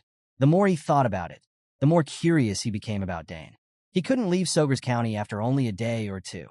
He had to stay longer to unravel the mystery behind this young genius. The boy was too intriguing to ignore, and Sidrain resolved to find out what made him so extraordinary. Meanwhile, Dane was entirely unaware of Sidrain's growing interest. He walked down the castle's hallways, his thoughts already shifting back to his daily activities. Outside the castle, however, word of the encounter spread quickly. It wasn't long before the townsfolk of Sogres County were buzzing about how their young prodigy had saved the former head of the Nixian magic tower. Back in the castle, Dane was approached by his loyal butler, Herman. Curious about the old mage, Herman expressed his amazement. He noted that Sidrain Gauss was an 8-chain mage, a level of mastery beyond anything Herman had encountered, even surpassing Lady Arabella's accomplishments. Dane confirmed this, acknowledging Sidrain's vast experience, which impressed Herman even further. Herman went on to explain the importance of magic towers, likening them to independent territories that function almost like small nations. Hearing this, Dane admitted his surprise. He hadn't imagined that the dying man he saved could wield such influence. Herman agreed, but shared his curiosity about why a figure as important as Sidrain had been wandering through the dangerous forest in the first place. As the two continued their conversation, Dane focused on his training, but paused when something caught his attention. He scrutinized the sword he was using, clearly displeased. Staring at his reflection on the blade, he suddenly turned to Herman and demanded a new sword, his voice firm. He explained that the swords available to him were all lightweight and too short for his training needs. Herman panicked slightly, knowing that all the swords in the training hall were spoils of war brought back by the Count. There were no other weapons to offer. However, he promised Dane that he would prepare a long sword for training by the following day. Dane accepted this with a nod, thanking Herman before deciding to wrap up his session with the current sword for the day. As Dane wrapped up his training session, a long-forgotten memory surfaced in his mind, a gift from years ago. He recalled the day Duke Balthermion, the Hexaclass knight who had once ended his previous life, gave him a special crest. It had been 7 years since that day, and the crest held extraordinary significance. It granted Dane access to acquire any weapon of his choice from the greatest forge in the entire Althean Empire. A small smile tugged at his lips as he realized he had been sitting on this valuable opportunity for so long. Now he decided it might be time to pay the Duke a visit when he traveled to the capital. As Dane made his way out of the training grounds, he was greeted by his father, Count Arkin Sogers. Surprised by the sudden appearance, Dane remarked that he hadn't expected his father back so soon, believing he was still attending to issues outside the castle. Arkin chuckled, explaining that things had wrapped up earlier than planned, and he had hurried home for an important reason. Before he could elaborate, Dane guessed that his return must have been spurred by news of the mage Dane had rescued. The Count nodded, confirming the guess, and admitted that he found the old mage's presence intriguing, especially as a potential mentor for Arabella. Dane wasn't shocked by his father's interest in Sidrain Gauss. It made sense for the Count to see an opportunity for his eldest daughter to learn from someone as skilled as the former head of the Nixian magic tower. Still, Dane couldn't help but question whether the old mage could handle Arabella's fiery temperament, recalling how she had punched a senior at the academy once. Shifting his attention back to Dane, Arkin patted his son on the shoulder and expressed his pride in him. Saving Sidrain Gauss was no small feat, and Arkin didn't hold back in praising his youngest son. Dane humbly brushed off the compliment, stating he had only done what was necessary. But his father gently disagreed, pointing out that such bravery and capability were not traits found in just anyone. Hearing this, Dane smiled, feeling a sense of honor from his father's words. As they walked back to the castle together, Dane asked about his sisters, wondering if they might return home soon. Arkin sighed, expressing his frustration at how difficult it had become to see his daughters. Arabella was busy seeking a magic tower to join after completing her extended semester, while Claire had been requested to take up a role as an assistant professor by her professor. Dane felt immense pride in his sisters, marveling at their accomplishments. Arkin shared the sentiment, but reminded Dane that he had equally high expectations for him. The Count teased that the world might not be ready for a young man with Dane's talents, causing both father and son to laugh. At the mention of Duke Thermion, a flicker of emotion crossed Dane's face. Though he no longer burned with desperation for revenge, the thought of crossing blades with the veteran knight who had once killed him filled him with anticipation. He also wondered how Leila, the Duke's daughter, was faring. It had been a year since her last letter, and Dane realized he could check on her when he visited the capital. With his decision made, the next few days flew by in preparation for the journey. Back at the Annex Tower, Sidrain Gauss was growing restless. Frustrated by his confinement, He argued with a servant who insisted that he wasn't fully recovered. Sidrain complained about feeling like he was going mad from staying cooped up in the room for so long. The servant, however, stood firm and laid down strict rules. Sidrain was not to venture far and, most importantly, was forbidden from using magic within the tower. This new restriction left Sidrain fuming. He was further disheartened when the servant explained that his magic reflux had not been fully purified. The poison from the red-nosed mushroom still lingered in his system, and any use of magic could worsen his condition. Sidrain grumbled, but eventually conceded, realizing he had no choice but to comply. His stay in the Annex Tower would be longer than he had anticipated, leaving him with ample time to observe the young prodigy who had saved his life. Sidrain Gauss had finally reached his breaking point. Staying in his room without access to magic was bad enough, but he absolutely couldn't tolerate being confined any longer. Ignoring the protests of the servant stationed outside, he stormed out of the room. The servant, helpless to stop him, muttered a reminder that Sidrain didn't even know his way around the castle. Despite this, he let the old mage go, knowing full well he'd be the one in trouble if Sidrain caused any disturbances. As Sidrain wandered through the castle, his peculiar behavior quickly drew the attention of the staff. The maids, busy with their cleaning, gossiped about the strange guest. They noted how the old mage seemed to pace aimlessly through every floor of the tower, muttering to himself or stopping to examine seemingly mundane objects. To them, his eccentricity only reinforced the belief that mages were either brilliant geniuses or complete lunatics. Currently, Sidrain had found his way to the castle's backyard garden. There, he sat among the vibrant flowers, seemingly entranced by their beauty. This struck the maids as especially odd. How could someone reputed to be so powerful behave so strangely? His actions led some of them to speculate that he might not be a suitable teacher for Lady Arabella. After all, their lady needed stability in her life, and Sidrain seemed far from stable. Meanwhile, Sidrain was marveling at the garden, his fingers lightly brushing the petals of an exotic bloom. He admired the subtle magical energy infused within the plants, speculating about who might have crafted such a place. His musings were interrupted by the arrival of Dane, who approached with his usual calm demeanor. Dane raised an eyebrow upon finding Sidrain in the garden, clearly surprised. The old mage, noticing Dane's expression, chuckled and remarked that everyone must have assumed he'd run away. He immediately launched into a complaint about how he was being kept in the castle against his will, unable to leave until his recovery was complete. Dane found this amusing and laughed, wishing Sidrain a speedy recovery. Despite his grumbling, the mage admitted that the manor was a fine place to recuperate. He now understood why nobles flocked to the south during vacation seasons. Dane nodded in agreement, but mentioned that he wouldn't be staying much longer. This caught Sidrain off guard, and he asked where Dane was heading. When the boy revealed that he was traveling to the capital soon, Sidrain assumed he was finally enrolling in the academy. Given that Dane's sisters were already there, Sidrain thought it was a smart decision, believing Dane's life would be relatively easy in the capital thanks to his siblings' reputations. However, Sidrain's curiosity about Dane's own abilities got the better of him. Rather than rely on speculation, he decided to see for himself. Activating his mage senses, Sidrain peeked at Dane's mana.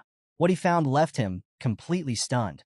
The density of Dane's mana was extraordinary, far beyond anything he had ever seen in someone so young. If the mana of most geniuses could be likened to a stream, Dane's was a raging torrent. Sidrain struggled to make sense of it. Such dense mana would typically be wildly unstable, yet Dane's body contained it effortlessly, as if it were second nature. The old man's must have been obvious because Dane tilted his head, clearly noticing his odd behavior. Breaking the silence, Dane firmly warned Sidrain against assessing another person's magic without permission, calling it rude. Sidrain flinched, realizing his mistake. He apologized profusely, embarrassed by his lapse in judgment. His curiosity, however, was far from sated. Internally, he was still reeling. How could such dense mana exist within a 14-year-old? And more importantly, how was Dane able to control it so perfectly? Sidrain's thoughts raced as he tried to puzzle out this anomaly. He thought he should have seen a mana circle, a common marker of such power, but there was no trace of one. This only deepened the mystery. Despite his apology, it was clear Sidrain couldn't resist continuing his assessment, albeit more discreetly. Dane, meanwhile, began to suspect that the mage was still prying. Observing Sidrain's intense focus, Dane couldn't help but wonder what had the old man so fixated.